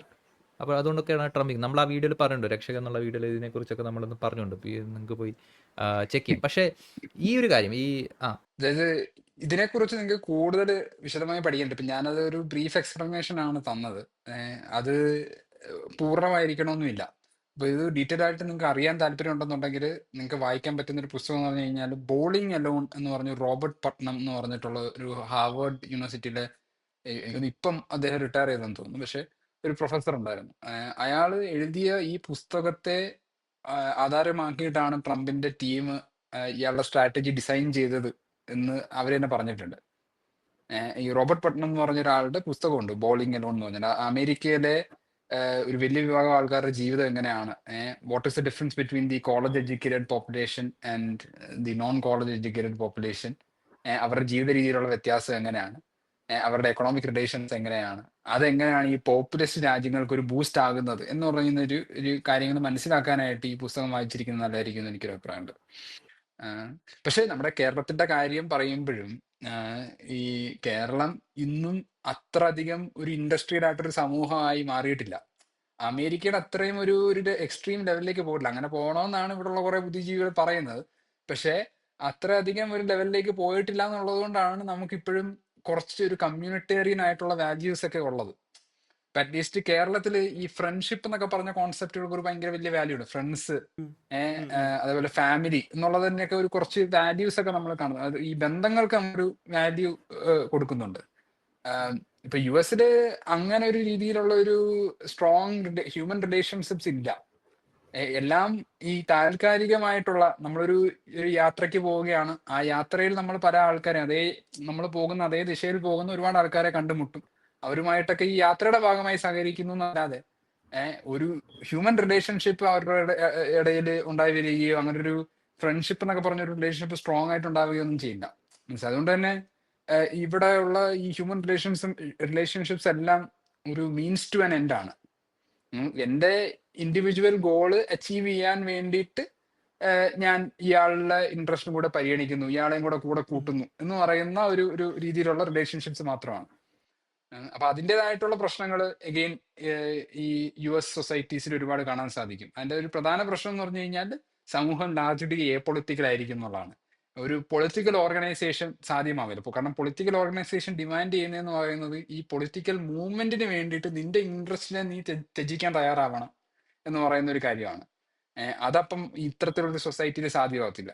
അതാണ് ഈ ലിബറൽ ആർട്സ് കോളേജസ് US ഭയങ്കരമായിട്ട് ഫെയിൽ ചെയ്യുന്നത്. പക്ഷെ എന്നാലും നമ്മുടെ ഇന്ത്യയിലൊക്കെ നോക്കിക്കഴിഞ്ഞാൽ JNU പോലുള്ള യൂണിവേഴ്സിറ്റികൾ, ഈ ലിബറൽ ആർട്സ് കോളേജസിന്റെ ഏറ്റവും ടോപ്പ് യൂണിവേഴ്സിറ്റീസ് ഇന്ത്യയിൽ എടുത്ത് നോക്കിക്കഴിഞ്ഞാൽ അതെല്ലാം സെന്റേഴ്സ് ഓഫ് പൊളിറ്റിക്സ് ആണ്.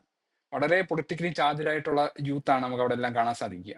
മഹാരാജാസ് അങ്ങനെയുള്ള പല ഈ പൊളിറ്റിക്കൽ അല്ലെങ്കിൽ ലിബറൽ ആർട്സ് കോളേജുകൾ എടുത്ത് പരിശോധിച്ച് കഴിഞ്ഞാൽ. പക്ഷെ എനിക്ക് മനസ്സിലാത്ത ഈ അമേരിക്ക എങ്ങനെയാണ് നമ്മൾ ഇത്ര ഭയങ്കര സംഭവമാണെന്നുള്ള സ്റ്റോറി മെയിൻറ്റെയിൻ ചെയ്യുന്നത്. അവിടുത്തെ പ്രസിഡന്റ് അല്ലെങ്കിൽ ട്രംപ് പോലത്തെ പ്രസിഡന്റ് എല്ലാം അങ്ങനെയാണ്. എല്ലാവരും ഒരു പോയിന്റ് നോക്കിയാലും ഒരു അഡ്വാൻറ്റേജ് ഇല്ല. പക്ഷെങ്കിൽ മൊത്തത്തിൽ ഇങ്ങനെ മസിൽ പിടിച്ച് നിൽക്കുക. UA പോലെയാണ് അമേരിക്ക. ഇങ്ങനെ മസിൽ പിടിച്ച് അത് US എങ്ങനെയാണ് ഈ അവരുടെ ഈ ഗ്ലോബൽ മീഡിയ കൺട്രോൾ ചെയ്യുന്നതിൽ US ഒരു വലിയ ഒരു എഞ്ചിനീയറിംഗ് വർഷങ്ങൾക്ക് മുമ്പ് തന്നെ അവർ നടത്തുന്നുണ്ട്. അതായത് ലോകത്തിന്റെ പെർസെപ്ഷൻ എന്ന് പറഞ്ഞാൽ നമ്മൾ എങ്ങനെ ഒരു വിഷയത്തെ ആൾക്കാർ കാണണമെന്ന് ആഗ്രഹിക്കുന്നു അതിനനുസരിച്ച് കാണണം എന്ന് പറയുന്ന ഒരു രീതിയിലുള്ള ഒരു എഞ്ചിനീയറിംഗ് വളരെ കാൽക്കുലേറ്റഡ് ആയിട്ട് അവർ കുറെ കാലങ്ങളായി നടത്തിക്കൊണ്ടിരിക്കുന്ന ഒരു കാര്യമാണ്, ഇന്ന് നടന്നുകൊണ്ടിരിക്കുന്ന ഒരു സംഗതിയാണ്. അങ്ങനൊരു പരിപാടി നടന്നിട്ടുണ്ടായിരുന്നു. ഈ US attack on the middle east. ആ സമയത്തൊക്കെ ഇവര് ലോകത്തെ മൊത്തം കൺവിൻസ് ചെയ്യാൻ സാധിച്ചു. ഇവിടെ ഈ വെപ്പൺസ് ഓഫ് മാസ് ഡിസ്ട്രക്ഷൻ ഉണ്ടെന്നും ആ കാര്യങ്ങളെല്ലാം ലോകത്തെ മൊത്തം കൺവിൻസ് ചെയ്യാൻ തക്കതായിട്ടുള്ള മീഡിയ റിസോഴ്സസ് US ഉണ്ടായിരുന്നു. അങ്ങനെയാണ് US പ്രവർത്തിക്കുന്നത്. സ്വന്തം ജനതയെയും പറ്റിച്ചുകൊണ്ടും വെളിയിലുള്ളവന്മാരെ പറ്റിച്ചുകൊണ്ടും ഇവർ ജീവിക്കുന്നത്. ഒന്ന് ആലോചിച്ച് നോക്കി എന്തൊരു ജീവിതമാണ്.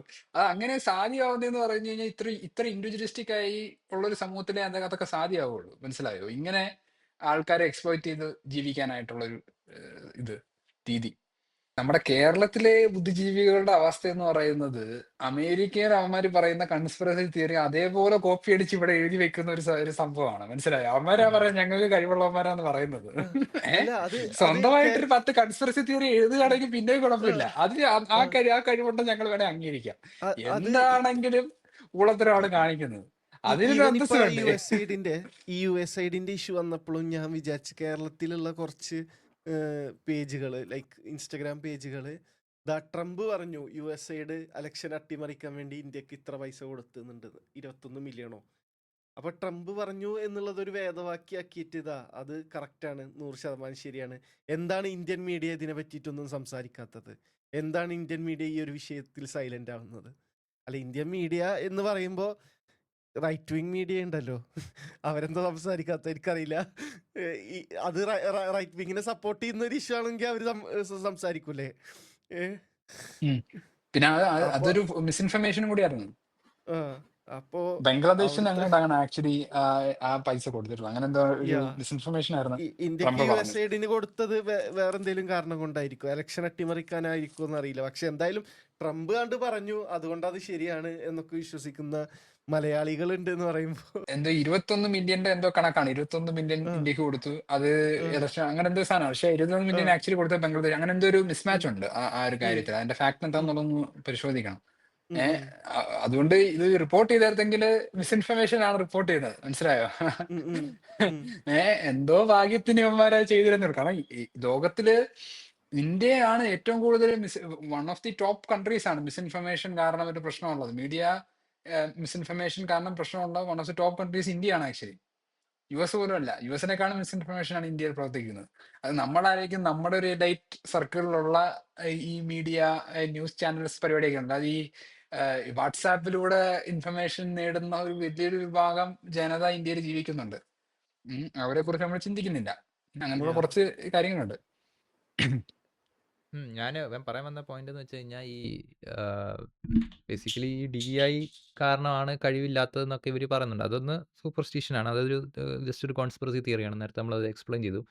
അത് കൂടാതെ ആക്ച്വലി പൈലറ്റ് ആവുക എന്ന് പറഞ്ഞു കഴിഞ്ഞാൽ ഈ DI ഇനിഷ്യേറ്റീവ് പൈലറ്റ്സിനെ ഒരിക്കലും ലൈക്ക് ലെസ്സർ ഫ്ലൈയിങ് അവേഴ്സോ അല്ലെങ്കിൽ അങ്ങനെയുള്ള ട്രെയിനിങ് സംഭവങ്ങൾ അവേഴ്സോ അങ്ങനൊന്നുമില്ല. ട്രെയിനിങ് അവേഴ്സോ DI കാരണം കുറയ്ക്കണം. അതായത് DI ആണോ എന്നാൽ നിങ്ങൾക്ക് ലെസ്സർ അത് മതി, ലെസ്സർ ഐ മീൻ ഒരു അതെ. ത്രഷോൾഡ് വളരെ കുറവ് മതി എന്നുള്ള രീതിയിലേക്ക് പോകുന്നുണ്ടോ എന്ന് നമുക്കറിയില്ല. 10 മാർക്ക് എക്സ്ട്രാ 10 പോയിന്റ്സ് ടു അല്ല ഗ്രിഫൻഡോർ ആ ആ അല്ല സാധനം. ഈ ഇൻസ്റ്റിറ്റ്യൂഷനിൽ കേറിപ്പെടാൻ ചിലപ്പോ അങ്ങനെ എന്തെങ്കിലും ഉണ്ടാവുന്നല്ലാതെ യെസ്, അതെ സർട്ടിഫിക്കേഷൻ കിട്ടാന് സെയിം അതെ സ്റ്റാൻഡേർഡ് അല്ല എല്ലായിടത്തും. അതെ അതെ സർട്ടിഫിക്കേഷൻ ലൈക്ക് നിങ്ങളൊരു പൈലറ്റ് ആവാനുള്ള സർട്ടിഫിക്കേഷൻ എന്ന് പറഞ്ഞു കഴിഞ്ഞാൽ സെയിം ആണ്.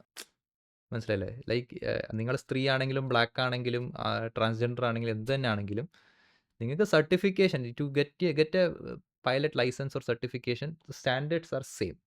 ചിലപ്പോൾ നിങ്ങളെ കോളേജിൽ എടുക്കുമ്പോൾ നിങ്ങൾക്ക് ഒരു പ്രിഫറൻസ് ഉണ്ടായിരിക്കും. But once you are in to the college നിങ്ങൾക്ക് സർട്ടിഫിക്കേഷൻ കിട്ടിയിട്ടുണ്ടെങ്കിൽ that means you have passed. മനസ്സിലായില്ലേ? അവിടെ എങ്ങനെയാണ് നിങ്ങൾ കഴിവ് കുറഞ്ഞ ആളുകളാണ് ഒന്നത്. രണ്ടാമത്തെ ഒരു റിപ്പോർട്ട് വന്നിരുന്നു. ബേസിക്കലി ഇപ്പോൾ കോവിഡിന് ശേഷം ഒരുപാട് ഞാനൊരു വാർത്ത വായിച്ചിരുന്നു ഈ ഒരു ഇൻസിഡൻറ്റിന് ശേഷം. കോവിഡിന് ശേഷം ഈ ഫ്ലൈയിങ് അവേഴ്സ് കുറവുള്ള ആളുകളെ ഇവരെടുക്കുന്നുണ്ട്. എന്താ പറയുക, കമ്പനീസ്. അത് DI കാരണമല്ല എടുക്കുന്നത്. അത് എടുക്കാനുള്ള റീസൺ എന്താണെന്ന് വെച്ച് കഴിഞ്ഞാൽ കോവിഡിന് ശേഷം ഒരുപാട് പൈലറ്റ്സ് റിട്ടയർ ആയി. കാരണം ഏവിയേഷൻ ഇൻഡസ്ട്രി തന്നെ ഒരു ഇതായപ്പോൾ ഒരുപാട് സീനിയർ പൈലറ്റ്സ് റിട്ടയർ. അവരെല്ലാം അവരുടെ റിട്ടയർമെൻറ്റ് പാക്കേജ് എടുത്ത് പിരിഞ്ഞുപോയി.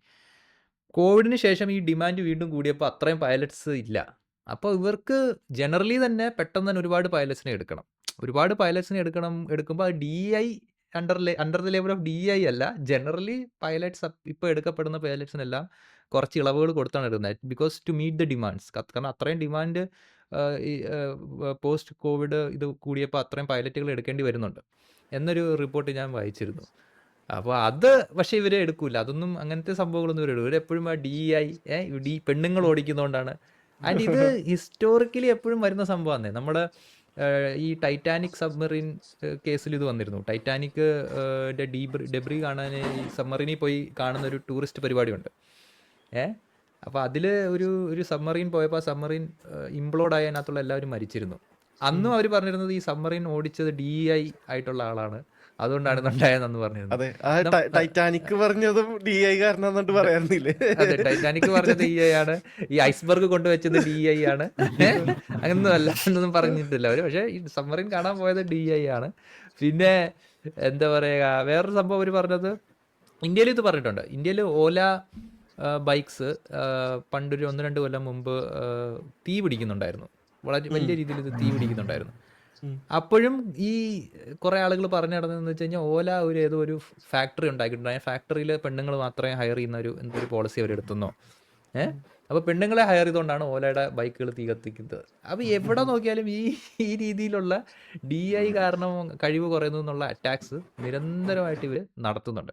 എന്നാൽ മറ്റ് സൈഡിൽ ജനറൽ ആയിട്ടുള്ള കഴിവ് മറ്റ് കമ്മ്യൂണിറ്റിയിലുള്ള ആളുകളുടെ ഈ വക മെറിറ്റിനെ ഒന്നും ചോദിച്ചില്ല. മറ്റാളുകൾ ബൈ ബർത്തിന് മെറിറ്റ് ആണാണോ, അപ്പർ ക്ലാസ് ആണുങ്ങൾക്ക് ബൈ ബർത്ത് മെറിറ്റ് ഉണ്ട്, ബാക്കിയുള്ളവർക്കൊന്നും മെറിറ്റ് ഒന്നുമില്ല.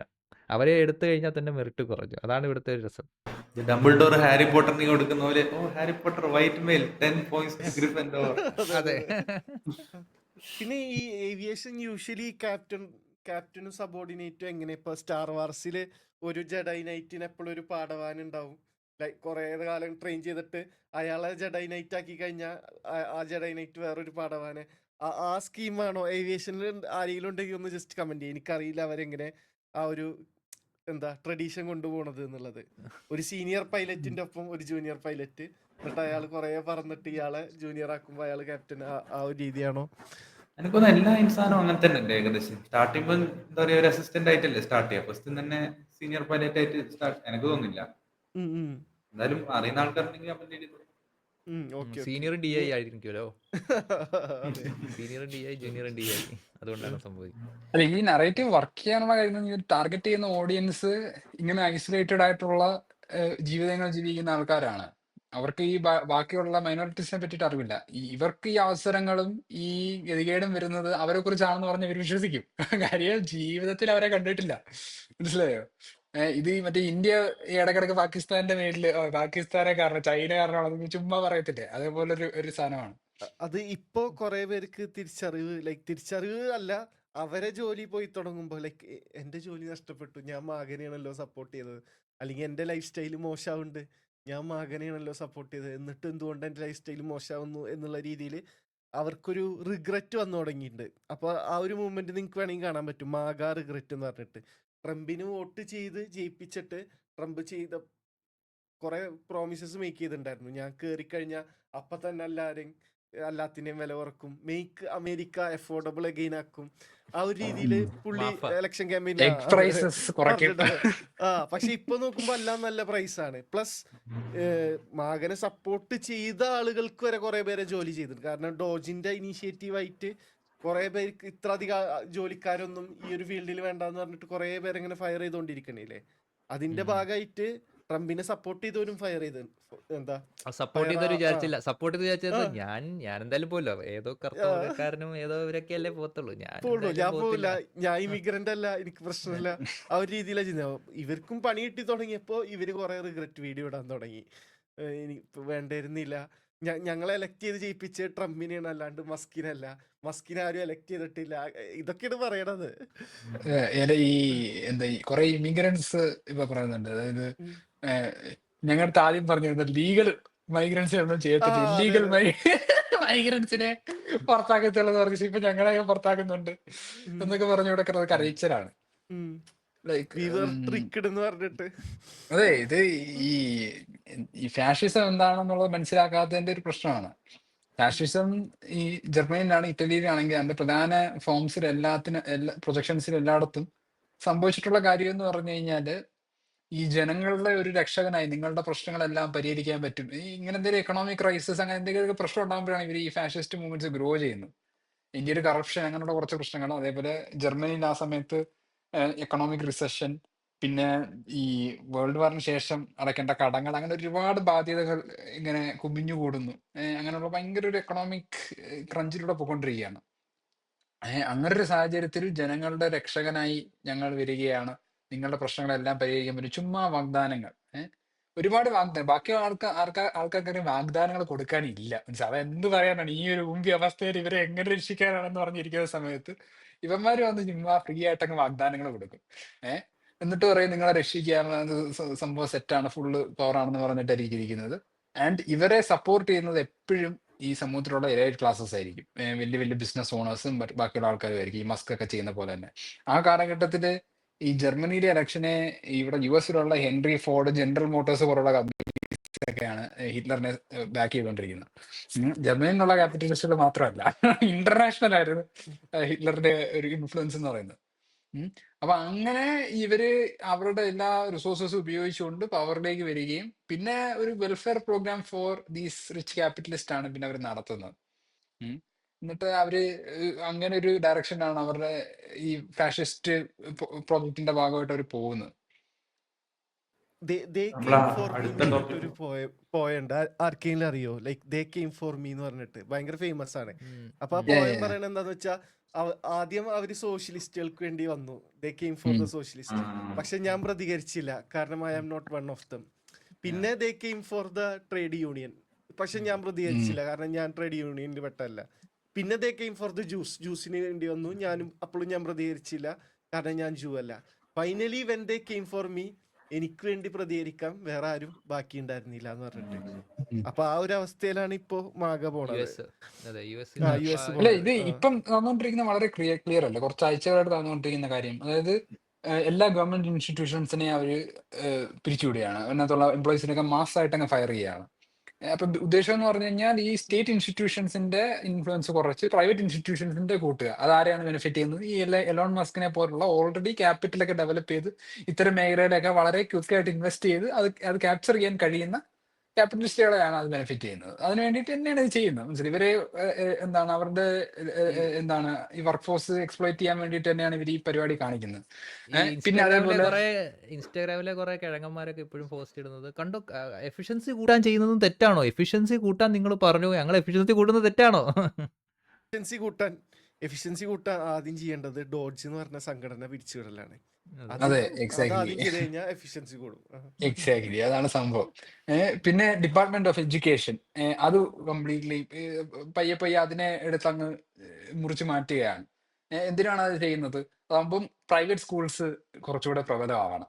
പ്രൈവറ്റ് സ്കൂൾസ് ഓൾറെഡി ഈ പറയുന്ന ക്രിസ്ത്യൻ നാഷണലിസ്റ്റുകൾ പോലുള്ള ആൾക്കാരാണ് ആ മേഖല US-ൽ ഡൊമിനേറ്റ് ചെയ്യുന്നത്.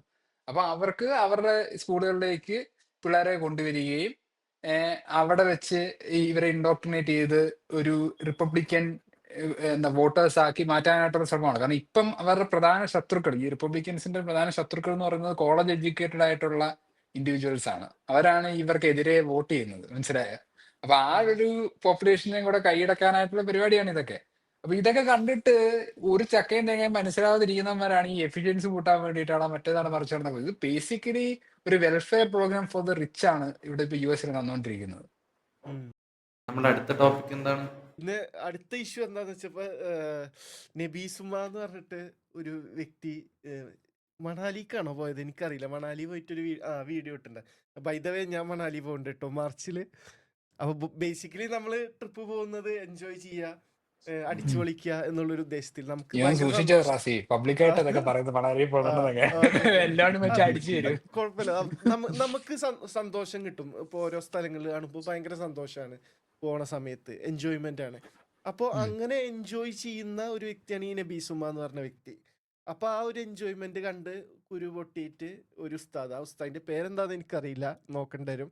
ഉസ്താദ് പറഞ്ഞ് എന്താ ഭർത്താവ് മരിച്ച ഒരു വല്യമ്മ ഒരു വീടിന്റെ ഏതെങ്കിലും ഒരു മുക്കിൽ പോയി ദിക്കറൊക്കെ ചൊല്ലി ജീവിതം തീർക്കേണ്ട ഒരു വല്യമ്മ, ആ വല്യമ്മയാണ് മണാലി പോയിട്ട് കണ്ട പാത്തു ഞാൻ ചെയ്യണ കണ്ടില്ലേ ജീവിതം അടിച്ചു പൊളിക്കുക എന്നുള്ള രീതിയിൽ എന്താ ഇങ്ങനെ ആഘോഷിക്കണം, അത് തെറ്റാണ് എന്നുള്ള രീതിയിലാണ് ഉസ്താദ് പബ്ലിക്കിനോട് പറയുന്നത്. അപ്പോ അതിനെ പറ്റി നിങ്ങളുടെ അഭിപ്രായം എന്താണ്? ഉസ്താദ് ഈ എന്തിനാ അങ്ങനെ ഉസ്താദിന് പറയുന്നത്? വേറൊരിടത്തും പോയി എവിടെയെങ്കിലും എന്തെങ്കിലുമൊക്കെ ചെയ്തോണ്ടിരുന്നത് വെറുതെ എന്തിനാണ് ഈ സമൂഹത്തിൽ വന്ന് ഈ അയാളെന്തിനാണ് പ്രശ്നമൊക്കെ ഉണ്ടാക്കുന്നത്? അയാളെന്തിനാണ് ഈ നബീസുമ്മയുടെ റീൽസും അത് നോക്കിക്കൊണ്ടിരിക്കുന്നത് എനിക്കറിയണം.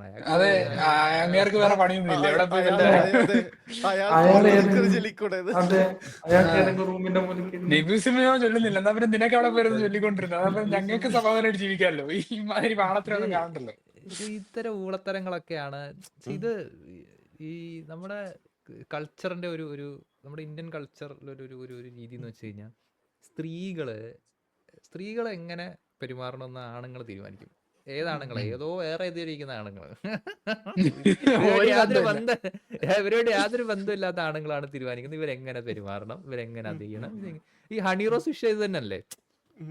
ഹണി റോസ് എങ്ങനെ ഡ്രസ് ഇടണം എന്ന് ആരാ തീരുമാനിക്കുന്നത്? രാഹുൽ ഈശ്വർ.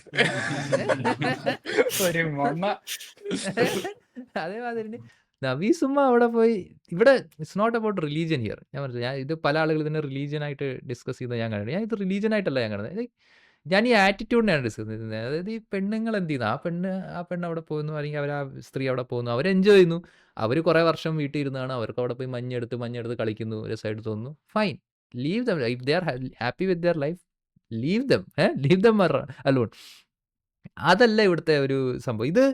ഇതിലൊരു കാര്യമുണ്ട്. അതായത് സ്ത്രീകൾ എങ്ങനെ പെരുമാറണം, പ്രത്യേകിച്ച് ഭർത്താവ് മരിച്ച സ്ത്രീകൾ എങ്ങനെ പെരുമാറണം എന്നത് ഭയങ്കര ഇൻട്രസ്റ്റ് ആണ് കേട്ടോ. നമ്മുടെ കേരളത്തിലെ ഈ കേശവമാമന്മാരുടെ ഭയങ്കര ഏറ്റവും വലിയ ടോപ്പിക് എന്ന് പറഞ്ഞു കഴിഞ്ഞാൽ, കല്യാണം കഴിഞ്ഞാൽ അല്ലെങ്കിൽ കല്യാണം കഴിഞ്ഞതിന് ശേഷം ഭർത്താവ് മരിച്ചു കഴിഞ്ഞാൽ സ്ത്രീകൾ എന്തൊക്കെ ചെയ്യണം, മരിച്ച സ്ത്രീകൾ എങ്ങനെ ആയിരിക്കണം. ഇത് ഇവരുടെ നബീസുമ്മ മാത്രമല്ല, ഈ ഒരു അതെ മരിച്ചു കഴിഞ്ഞാൽ അവര് ഇങ്ങനെ എപ്പോഴും ഡിപ്രസ് ചെയ്തിട്ട് അയാൾ ആ മരിച്ച ഭർത്താവിന്റെ ഫോട്ടോ ഇങ്ങനെ വെച്ചിട്ട് കവളിട്ടിരിക്കണം. ഈ ഇതിന്റെ വേറെ ഫിസിക്കലി സതി, ഓക്കെ, ഇപ്പൊ ഫിസിക്കലി ആളുകൾ സതിക്കെതിരെയാണ് എന്നൊക്കെ പറയുമെങ്കിലും ഇപ്പൊ ഈ നടക്കുന്നതും അല്ലെങ്കിൽ അവരുടെ മനസ്സിലുള്ളതും സതി തന്നെയാണ്. ഭർത്താവ് മരിച്ചു കഴിഞ്ഞാൽ മരണം വരെ ഡിപ്രഷൻ അടിച്ച് വിഷമിച്ച് ജീവിച്ചിരിക്കുന്നത് മെന്റൽ സതി തന്നെയാണ്. ഇവരെന്തൊരു സ്ത്രീയാണ്, ഇവരെന്തൊരു സ്ത്രീയാണ്. ഭർത്താവ് മരിച്ച് 10 വർഷം കഴിഞ്ഞു, എന്നിട്ട് അവർക്ക് ഡിപ്രഷൻ മാറി. എന്നിട്ട് അവര് പറഞ്ഞത് ഭർത്താവ് മരിച്ചു കഴിഞ്ഞിട്ട് അവര് സന്തോഷിക്കുന്നു, ഭർത്താവ് മരിച്ചിട്ട് അവർ ചിരിക്കുന്നു. ഇതിനൊക്കെ ഒരു OTP എക്സ്പിറേഷൻ ഉണ്ട്. ഈ അങ്ങനെ ഒരു സംഭവം ഉണ്ട് നമ്മുടെ കൾച്ചറിൽ. ലൈക്ക് ആ ഒരു ഇത് ഭർത്താവ് മരിച്ചു കഴിഞ്ഞു കഴിഞ്ഞാൽ നമ്മൾ പണ്ട് ഫിസിക്കൽ സതി ആചരിക്കണം, ഇപ്പം മെന്റൽ സതി ആചരിക്കണം. മെന്റൽ സതി അത് ഓരോ കൾച്ചർ അനുസരിച്ച് മാറും. ചിലർക്ക് ഒരാഴ്ച, ചിലർക്ക് 1 മാസം, ചിലർക്ക് 1 വർഷം. ഇതേമാതിരി വേറൊരു എക്സാമ്പിളാണ് നമ്മുടെ സുധി എന്ന് പറഞ്ഞ ഒരു മിമിക്രി ആർട്ടിസ്റ്റ് മരിച്ചായിരുന്നു. അറിയാ, മിമിക്രി ആർട്ടിസ്റ്റ്, ഈ ഫ്ലവേഴ്സിലൊക്കെ വരുന്ന കോമഡി സംഭവങ്ങളൊക്കെ ചെയ്യുന്നതാണ്. അപ്പോൾ അയാളുടെ ഒരു വൈഫിന്റെ കുറേ കേസുകളൊക്കെ ആദ്യമൊക്കെ അത് ഭയങ്കര സാഡ്. കാരണം എന്താണെന്ന് വെച്ച് കഴിഞ്ഞാൽ ആ സ്ത്രീ ഇവരുടെ എക്സ്പെക്ടേഷൻ മാതിരി തന്നെ മെൻ്റൽ സതി അവർ ആചരിക്കുന്നുണ്ടായിരുന്നു. എനിക്ക് ചേട്ടനെ ഓർത്ത് വിഷമം വരും, അത് വരും, ഇത് വരും എന്നൊക്കെ ഇങ്ങനെ പറഞ്ഞു. ഇപ്പോൾ അവരെന്താ വെച്ചാൽ അവരെന്തോ ഒരു ഹോട്ട് വീഡിയോയിലോ അല്ലെങ്കിൽ ഇച്ചിരി കൂടെ സെൻഷ്വൽ ആയിട്ടോ അല്ലെങ്കിൽ കുറച്ചും കൂടെ ഒരു ഒരു ഒരു റൊമാൻറ്റിക് വീഡിയോയിലോ അവർ അഭിനയിച്ചു. ആ അഭിനയിച്ചതിന് ശേഷം അങ്ങ് ആളുകളുടെ ഇതങ്ങ് മാറി.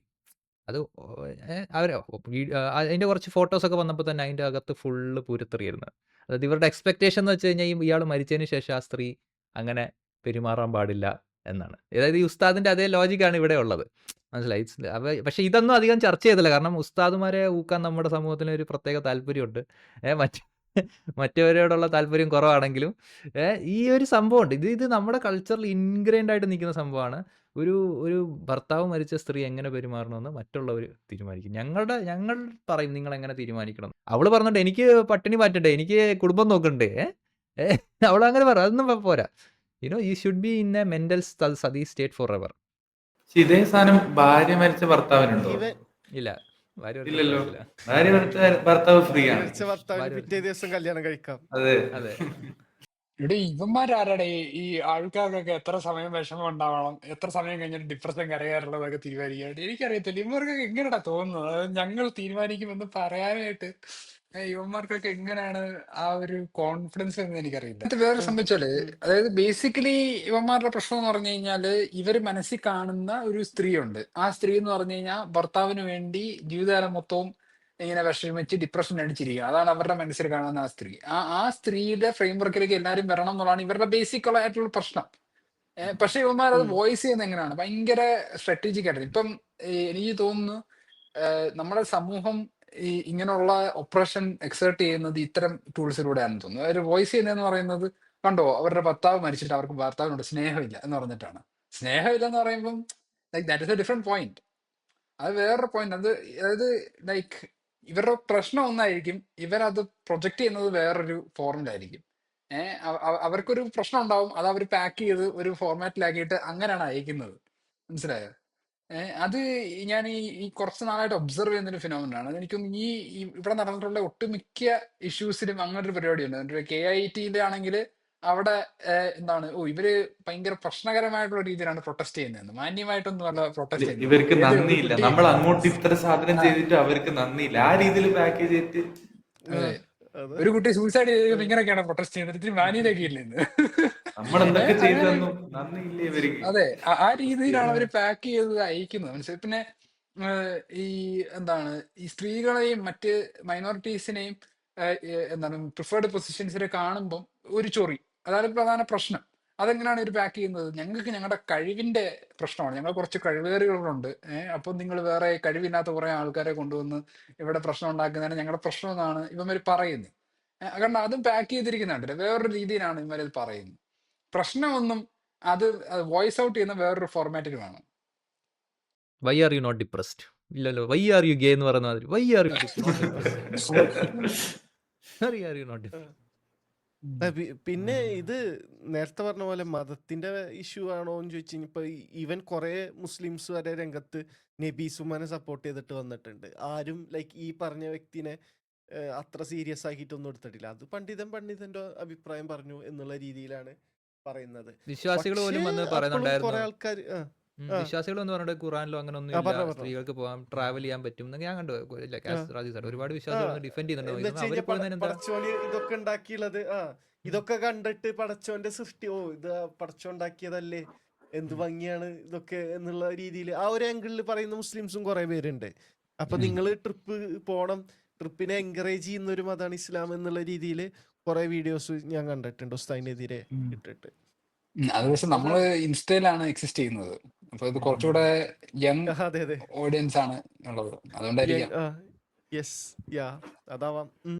This is also an evidence that this is also an evidence that റിലീജിയനിൽ തന്നെ പ്രോഗ്രസീവ് മൂല്യം എടുക്കുന്നവരും റിഗ്രസീവ് മൂല്യങ്ങൾ എടുക്കുന്നവരും റിലീജിയന്റെ ഉള്ളിൽ തന്നെ ഉണ്ട് എന്നതിന്റെ ഒരു ഉദാഹരണമാണിത്. കാരണം ഞാനും ആ അത്തരം കമന്റ്സ് ഉണ്ടായിരുന്നു. റിലീജിയസ് ആളുകൾ തന്നെ വന്ന് ഡിഫെൻഡ് ചെയ്യുകയാണ്, ലൈക്ക് ഇങ്ങനൊന്നും തെറ്റൊന്നുമില്ല, ഇത്രയും പോയി കറങ്ങുന്നതിനൊന്നും വലിയ എന്താണ് തെറ്റ് എന്ന് പറയുന്നത്. സോ റിലീജിയൻ എന്ന് പറഞ്ഞു കഴിഞ്ഞാൽ ഒരു ഒറ്റ രീതിയിലാണല്ലോ പല ആളുകളും മോഡൽ ചെയ്യുന്നത്. ഇവിടുത്തെ ബുദ്ധിജീവികളൊക്കെ ഒറ്റ ഒരു രീതിയിലാണ് ഒരു റിലീജിയൻ എന്ന് പറഞ്ഞാൽ അതെല്ലാം ഇങ്ങനെയാണ്. പക്ഷെ റിലീജിയനകത്ത് തന്നെ ഇറ്റ്സ് എ ഡൈവേഴ്സ് തോട്ട്. വൈവിധ്യങ്ങളുണ്ട്. അല്ല മീൻ അത് ഇതിനകത്ത് അല്ല അവര് അല്ല എനിക്ക് ജസ്റ്റ് അതിലൊരു കറക്ഷൻ അവരിങ്ങനെയാണ് പറയണത്. ഞങ്ങൾ റിലീജിയൻ ഒറ്റ രീതിയിലാണ് മോഡൽ ചെയ്തുള്ളത്, അതിനെ ടു ദ കോർ ഫോളോ ചെയ്തവരാണ് റിലീജിയസ്. പക്ഷെ അവർ ആ സെയിം സ്റ്റാൻഡേർഡ് എല്ലായിടത്തും ഫോളോ ചെയ്യണില്ലല്ലോ. ഇപ്പോൾ ക്രിസ്ത്യാനിറ്റി വെറും ഐഡിയോളജിക്കൽ വ്യൂ പോയിന്റിൽ നോക്കുകയാണെന്നുണ്ടെങ്കിൽ ഇസ്ലാമിനേക്കാളും റിഗ്രസീവ് ആയിട്ടുള്ള ജുഡായിസും ക്രിസ്ത്യാനിറ്റിയും ഒക്കെ ഉണ്ട് പല ആംഗിളുകളിൽ. പക്ഷേ അവർ കാണുന്നത്, അല്ലെങ്കിൽ ഈ പറഞ്ഞ അനാലിസിസ് ചെയ്യുന്നവർ കാണുന്നത്, അവരവരെ ടെക്സ്റ്റ് പോലെയല്ല ജീവിക്കുന്നത്. അവർ ഒരുപാട് പ്രോഗ്രസ് ആയി, ഇപ്പം അവർ തന്നെ കുറേ മാറ്റങ്ങൾ വരുത്തി. പക്ഷേ ഈ ഒരു കമ്മ്യൂണിറ്റി മാത്രം മാറ്റങ്ങൾക്ക് തയ്യാറാവുന്നില്ല. ആ റിലീജിയൻ ടു ദ കോറാണ് അവർ ഫോളോ ചെയ്യണത്. അപ്പോൾ ഇസ്ലാമോഫോബിയ. അവരെ മാത്രം നമ്മൾ ഈ രീതിയിൽ മോഡൽ ചെയ്യും, ബാക്കിയുള്ളവരെ നമ്മൾ വേറെ രീതിയിൽ മോഡൽ ചെയ്യും. Yeah. അല്ല ഈ ഒരു കാര്യമുണ്ടല്ലോ, അതായത് എത്രത്തോളം ഈ സ്ക്രിപ്റ്റേഴ്സ് ടു ദ ലെറ്റർ അവർ ഫോളോ ചെയ്യുന്നു. ഈ സ്ക്രിപ്റ്റേഴ്സ് ഏത് രീതിയിലാണ് അവർ ഇന്റർപ്രറ്റ് ചെയ്യുന്നത്, പ്രോഗ്രസീവ് ആയിട്ടാണോ അതോ റിഗ്രസീവ് ആയിട്ടാണോ എന്നൊക്കെയുള്ള കാര്യങ്ങൾ നിർണ്ണയിക്കുന്നത് എന്താണ്? സോഷ്യോ എക്കണോമിക് ആയിട്ടുള്ള കാര്യങ്ങൾ തന്നെ ആയിരിക്കണം. അതല്ലാതെ മറ്റ് ഫാക്ടേഴ്സ് ഒന്നും ഇതിനകത്ത് ഇൻഫ്ലുവൻസ് ചെയ്യാനില്ല. ബയോളജിക്കൽ ആവാനൊന്നും പറ്റത്തൊന്നുമില്ല. അപ്പൊ ഇത് സോഷ്യോ എക്കണോമിക് ആയിട്ടുള്ള എന്തെങ്കിലും സാഹചര്യങ്ങൾ തന്നെ ആയിരിക്കണം ഇത് നിർണ്ണയിക്കുന്നത്. മനസ്സിലായോ? അപ്പൊ ഈ സോഷ്യോ എക്കണോമിക് സാഹചര്യം എന്ന് പറയുന്നത് നമ്മുടെ കൺട്രോളിലുള്ള ഒരു സംഗതി അല്ല. It something that exist outside of like an individual. ഒരു വ്യക്തി എന്ത് സോഷ്യോ എക്കണോമിക് സ്റ്റാറ്റസിലാണ് വന്ന് വീഴുന്നതെന്നുള്ളത് നമുക്ക് പറയാൻ പറ്റുന്ന ഒരു കാര്യമല്ല. നമ്മൾ ബൈ ഡക്കാണ് നമ്മൾ ഓരോ സോഷ്യൽ ആൻഡ് എക്കണോമിക് ക്ലാസ്സുകളിൽ പോയി വീഴുക എന്നുള്ളത്. അപ്പം അങ്ങനെയാണ് ഈ വ്യത്യാസങ്ങൾ വരുന്നത്. ഈ റിലീജിയൻ എങ്ങനെ കാണുന്നു, റിലീജിയൻ എങ്ങനെ ഇന്റർപ്രറ്റ് ചെയ്യുന്നു, റിലീജിയൻ എത്രത്തോളം ഓർത്തഡോക്സ് ആയിട്ടാണ് ഫോളോ ചെയ്യുന്നത് എന്നൊക്കെ ഉള്ള കാര്യങ്ങൾ. ഇപ്പൊ ഉദാഹരണം പറയുകയാണെങ്കിൽ, ഒരു എക്കണോമിക്കലി ബാക്ക്വേർഡ് ആയിട്ടുള്ള ഒരു സമൂഹമാണ്. അതായത് അവര് ഡെയിലി വേജസ് പോലുള്ള ഒരു രീതിയിലാണ് അവർ ജീവിക്കുന്നതെന്നുണ്ടെങ്കിൽ, അതാണ് അവരുടെ ഒരു economic relationship to the society എന്നുണ്ടെങ്കിൽ, അവരുടെ ഒരു എക്കണോമിക് സിസ്റ്റം, ലൈഫ് സ്റ്റൈൽ എന്ന് പറയുന്നത് ബേസിക്കലി എന്തെങ്കിലും ഒരു എമർജൻസി ഉണ്ടായി കഴിഞ്ഞാൽ അവരുടെ കമ്മ്യൂണിറ്റിയിലുള്ള മറ്റാൾക്കാരെ റിലേ ചെയ്ത് ജീവിക്കാൻ കഴിയുകയുള്ളൂ. അങ്ങനെ ഒരു സ്ട്രാറ്റജി ആയിരിക്കും അവരുടെ ആ എക്കണോമിക് ലൈഫ് സ്റ്റൈലുള്ള ആൾക്കാർ എത്തുന്ന ഒരു എക്കണോമിക് ലൈഫ് സ്റ്റൈൽ എന്ന് പറഞ്ഞാൽ, അതായിരിക്കും അവരുടെ സ്ട്രാറ്റജി എന്ന് പറഞ്ഞു കഴിഞ്ഞാൽ. So they will all be connected to each other. ഭയങ്കര ഒരു തിക്ക് കണക്ഷൻ ഉണ്ടാവും. അങ്ങനെ അവർക്ക് സർവൈവ് ചെയ്യാൻ കഴിയുള്ളൂ. ഒരു ആക്സിഡന്റ് സംഭവിക്കുകയാണെങ്കിൽ അപ്പുറത്തെ വീട്ടിലെ ആളുടെ അടുത്ത് നിന്ന് പൈസ മറിക്കണം, റോൾ ചെയ്യണം. അങ്ങനെയാണെങ്കിൽ ആ മാസത്തെ പരിപാടി നടക്കുകയുള്ളൂ, ഇല്ലെങ്കിൽ മുങ്ങിപ്പോവും, കപ്പൽ മുങ്ങിപ്പോവും. അപ്പൊ അങ്ങനെ ഒരു സിസ്റ്റം ആയിരിക്കും ഇവർ നാച്ചുറലി ഫോം ചെയ്യുക. അപ്പം അങ്ങനെ ഒരു എക്കണോമിക് റിലേഷൻഷിപ്പ്, അങ്ങനെ ഒരു ലൈഫ് സ്റ്റൈൽ ഫോം ചെയ്ത് കഴിയുമ്പോഴേക്കും അതിന്റെ മുകളിൽ ഉണ്ടാവുന്ന കൾച്ചർ എന്ന് പറയുന്നത് കുറച്ചുകൂടെ കമ്മ്യൂണിറ്റേറിയൻ ആയിരിക്കും. അവിടെ കുറച്ചുകൂടെ റിലീജിയോസിറ്റി എന്നൊക്കെ നമ്മൾ പറയുന്ന കാര്യങ്ങൾ, അതേപോലുള്ള ഈ സംഗതികളൊക്കെ കൂടുതലായിരിക്കും. ഈ പുസ്തകത്തിനോടുള്ള ഒരു അഫിനിറ്റി കൂടുതലായിരിക്കും, അവരുടെ റിലീജിയസ് മാർക്കേഴ്സിനോടുള്ള ഒരു അഫിനിറ്റി കൂടുതലായിരിക്കും, റിലീജിയസ് നോംസിനോടുള്ള ഒരു അഫിനിറ്റി. കാരണം അവർ ഒരു കമ്മ്യൂണിറ്റേറിയൻ ലൈഫ് സ്റ്റൈലാണ് ഫോളോ ചെയ്യുന്നത്. അപ്പൊ അതിന്റെ മുകളിൽ വരുന്ന കൾച്ചർ അവർ അത്രയധികം അബ്സോർബ് ചെയ്യും. പക്ഷെ എന്നാൽ കുറച്ചുകൂടെ എക്കണോമിക്കലി ഫ്രീ ആയി തുടങ്ങി കഴിയുമ്പോഴേക്കും പിന്നെ നമുക്ക് അതിനകത്ത് നിന്നൊക്കെ ഒരു വിടുതൽ കിട്ടും. പിന്നെ നമ്മുടെ പ്രശ്നം എന്ന് പറഞ്ഞു കഴിഞ്ഞാൽ ബാക്കി ഉള്ളവന്മാർ നമ്മുടെ കോമ്പറ്റീറ്റേഴ്സ് ആണ്. അപ്പം നമ്മൾ ഒരിക്കലും അങ്ങനെ ഒരു തിക്ക് കമ്മ്യൂണിറ്റേറിയൻ റിലേഷൻഷിപ്പിൽ ലൈഫ് സ്റ്റൈലിൽ ജീവിക്കില്ല. ആ ഒരു സാഹചര്യത്തിൽ വരുമ്പോൾ നമ്മൾ കുറച്ചുകൂടെ ഈ ഫ്രീഡം, പിന്നെ നമുക്ക് ചോയ്സുകൾ വരികയാണ്. നമുക്ക് ഓരോ കാര്യങ്ങൾ ചെയ്യാനുള്ളത്, നമുക്ക് നമ്മുടെ പൈസയുണ്ട്, അപ്പൊ ഈ പൈസ വെച്ച് ഞാൻ അത് ചെയ്യണോ ഇത് ചെയ്യണോ എന്നൊക്കെയുള്ള പ്രശ്നങ്ങളാണ് പിന്നെ നമ്മുടെ ജീവിതത്തിൽ വരുന്നത്. ബാധ്യതകളൊക്കെ അങ്ങ് ഒഴിവായി. മനസ്സിലായോ? ബേസിക് നെസസിറ്റീസ് മീറ്റ് ചെയ്യാൻ പറ്റി. ഇനി നമുക്ക് ചോയ്സുകളുടെ ഒരു അവസരമാണ് ഉണ്ടാകുന്നത്. അപ്പൊ ആ പ്രശ്നങ്ങൾ നമ്മൾ പരിഹരിക്കാൻ നോക്കുന്നത്. ആ സാഹചര്യത്തിൽ മതം ഒരു പ്രശ്നമാണ്. മതം ഈ ചോയ്സുകളെ റെസ്ട്രിക്ട് ചെയ്യുന്ന ഒരു സാധനമായി മാറും. അപ്പോൾ നമ്മൾ പയ്യെ റിലീജിയോസിറ്റി കുറയ്ക്കും, അല്ലെങ്കിൽ നമ്മൾ കുറച്ച് ഹിപ്പോക്രിറ്റിക്കലായി ഈ കാര്യങ്ങളെ സമീപിക്കും. അങ്ങനെ ഒരു രീതിയിലേക്ക് ആ ഒരു ലൈഫ് സ്റ്റൈലിലേക്ക് എക്സാക്ട്ലി ലിബറൽ ഒരു ഇന്റർപ്രിട്ടേഷൻ ആയിരിക്കും അവർ സ്വീകരിക്കുന്നത്. അപ്പം ലൈക്ക് ഇതേപോലെ എക്കണോമിക് റിലേഷൻഷിപ്പ്, അതേപോലെ സോഷ്യൽ, എന്ത് തരം സോഷ്യൽ ഓർഗനൈസേഷൻ ആണ് അവിടെ നടക്കുന്നത്. ഇപ്പം ഒരു റിലീജിയസ് ഇൻസ്റ്റിറ്റ്യൂഷനെ ചുറ്റിപ്പറ്റിയിട്ടുള്ള സോഷ്യൽ ഓർഗനൈസേഷൻ ആണ് നിങ്ങളുടെ ഒരു സമൂഹത്തിലുള്ളതെന്നുണ്ടെങ്കിൽ അവിടെ റിലീജിയന്റെ ഇൻഫ്ലുവൻസസ് ഭയങ്കര കൂടുതലായിരിക്കും നിങ്ങളുടെ ലൈഫിൽ. മനസ്സിലായോ? ഇപ്പൊ അതുകൊണ്ടാണ് ഈ മലബാർ കോഴിക്കോട് ഏരിയാസിൽ ഉള്ള റിലീജിയന്റെ ഒരു പരിപാടി ഡിഫറെന്റും, എന്നാൽ തെക്കോട്ടൊക്കെ പോകുമ്പോൾ കുറച്ചുകൂടെ ഡിഫറെന്റ് വന്നു. കാരണം റിലീജിയനെ ചുറ്റിപ്പറ്റിയിട്ടുള്ള സോഷ്യൽ ഓർഗനൈസിങ് അല്ല തെക്കോട്ടൊക്കെ പോയി കഴിഞ്ഞാൽ. അപ്പൊ അങ്ങനെ ഈ സോഷ്യോ എക്കണോമിക് ഫാക്ടേഴ്സ് ആണ് ഇതെല്ലാം നിർണ്ണയിക്കുന്നത്. അല്ലാതെ ഈ ഈ ഈ ക്ലാസ്സിൽ പഠിക്കാത്ത ഒരു കുട്ടി എന്ന് പറഞ്ഞിട്ടുള്ള ഒരു മോഡൽ ഉണ്ടല്ലോ, ഇവൻ പ്രശ്നക്കാരനാണ്, ഈ കുട്ടി പ്രോബ്ലം ആണ് എന്ന് പറഞ്ഞിട്ട് അവനെ തല്ലി പഠിപ്പിക്കാനായിട്ട് ഇറങ്ങുന്ന ചാക്കോമാഷിമാരുണ്ടല്ലോ, അത് ഒരു ഇത്തിരി പ്രശ്നമാണ്. നമ്മൾ ആ കുട്ടിയുടെ പ്രശ്നം എന്താണെന്നുള്ളത് കുറച്ചുകൂടെ വ്യക്തമായി മനസ്സിലാക്കേണ്ടത് ഒരു കാര്യമുണ്ട്. ലാസ്റ്റ് ഒരു ഇതും കൂടി ഇല്ലേ, ലാസ്റ്റത്തെ ഇഷ്യൂ പി കെ ഫിറോസിന്റെ ഒരു കമന്റ് ആയിരുന്നു, ലൈക്ക് LGBTQ-ക്കെതിരെ അങ്ങനത്തെ വ്യക്തികളെ പുള്ളി അംഗീകരിക്കുന്നില്ല എന്നൊരു സ്റ്റേറ്റ്മെന്റ് ആണ് തുടക്കത്തിൽ വെച്ചത്. പിന്നെ ഏതൊരു വീഡിയോയിൽ അംഗീകരിക്കുന്നുണ്ട്, പക്ഷേ ആ LGBTQ കമ്മ്യൂണിറ്റി അല്ലെങ്കിൽ ആ ഒരു പൊളിറ്റിക്സ് പറയുന്ന സൊല്യൂഷൻസിനെ ഞങ്ങൾ അംഗീകരിക്കുന്നില്ല. അപ്പൊ രണ്ട് രീതിയിലാണ് വീഡിയോ വന്നത്. ഫസ്റ്റത്തെ വീഡിയോയില് ഈ വ്യക്തികൾ അംഗീകരിക്കുന്നില്ല, അങ്ങനെ ഇസ്ലാമിനെതിരാണ് എന്നൊക്കെ പറഞ്ഞു. പക്ഷെ ഇസ്ലാമിനെതിരാണെന്ന് പറയുമ്പോൾ ഇസ്ലാമിന് പല കാര്യങ്ങൾ ഇസ്ലാമിനെതിരാണ്. ഇപ്പോൾ ബിംബാരാധന ഇസ്ലാമിനെതിരാണ്, ഐഡൽ വർഷിപ്പ് എന്ന് പറയുന്നത്. ഹിന്ദുക്കൾ അത് ചെയ്യുന്നുണ്ട്. പി കെ ഫിറോസ് പറയോ ഹിന്ദുക്കളെ ഞാൻ അംഗീകരിക്കണില്ല എന്ന് പറയോ? അങ്ങനെ പറഞ്ഞാൽ ഇതേ ഔട്ട്റേജ് ആണോ ഉണ്ടാവുക? അല്ല, ഭയങ്കര വ്യത്യാസം ഉണ്ടാവുക. പക്ഷെ അപ്പൊ നിങ്ങൾക്ക് ഓക്കെ, നിങ്ങളെ മതം പറയുന്നുണ്ട്, അത് എതിർക്കുന്നുണ്ട്, പക്ഷെ അതുകൊണ്ട് എന്താ നിങ്ങൾ അംഗീകരിക്കാതിരിക്കണ എന്തിനാ? ഇങ്ങനെ വ്യക്തികളുണ്ട്. ഇവിടെ ഒരു പ്രശ്നം എന്ന് വെച്ച് കഴിഞ്ഞാൽ ഒരു ഗ്രേഡഡ് ലെവൽ ഓഫ് ഒപ്രഷൻ നമ്മുടെ സമൂഹത്തിൽ ആളുകൾ ചെയ്യുന്നത്. ഇപ്പം ഡോമിനന്റ് ഹിന്ദുത്വ ഹെജിമണി എന്ന് ഒരു മുസ്ലിങ്ങൾ ഒപ്രസ് ചെയ്യപ്പെടുന്നുണ്ട്. മുസ്ലിം ഒപ്രസ്ഡ് കമ്മ്യൂണിറ്റി ആണ്. മുസ്ലിംസ് ഇതേ ഹിന്ദുത്വ കമ്മ്യൂണിറ്റി ട്രാൻസ്ജെൻഡേഴ്സിനെ ഒപ്രസ് ചെയ്യുന്നുണ്ട്. അപ്പോൾ ഇവിടെ ഈ രണ്ട് മൈനോറിറ്റി കമ്മ്യൂണിറ്റീസ് ഒരുമിച്ച് നിൽക്കേണ്ട സംഭവമാണ്. ട്രാൻസ്ജെൻഡേഴ്സും ജെൻഡർ ക്യൂർ ആയിട്ടുള്ള ആളുകളും മുസ്ലിംസും ഒരുമിച്ച് നിൽക്കേണ്ട ഒരു സംഭവമാണ്. കാരണം ഒരു വിഭാഗം എന്ന് പറഞ്ഞാൽ അവരുടെ because of their religious beliefs oppressed ചെയ്യപ്പെടുന്ന ഒരു സിസ്റ്റമാണ്. മറ്റൊരു വിഭാഗം എന്ന് പറഞ്ഞാൽ ഞങ്ങളുടെ ജെൻഡർ ഇതാണ്, ഞങ്ങളുടെ ജെൻഡർ ഐഡൻറ്റിറ്റി ഇതാണ് എന്ന കാര്യത്തിൽ, അല്ലെങ്കിൽ ഞങ്ങളുടെ സെക്ഷുവാലിറ്റി ഇതാണ് എന്ന കാര്യത്താൽ ഒപ്രസ് ചെയ്യപ്പെടുന്ന ഒരു വിഭാഗമാണ്. അപ്പോൾ ഈ റിലീജിയൻ്റെ ബേസിസിൽ ഒപ്രഷൻ നേരിടുന്ന ആളുകൾക്ക് ആക്ച്വലി മറ്റവരുടെ പ്രശ്നം മനസ്സിലാകേണ്ടതാണ്.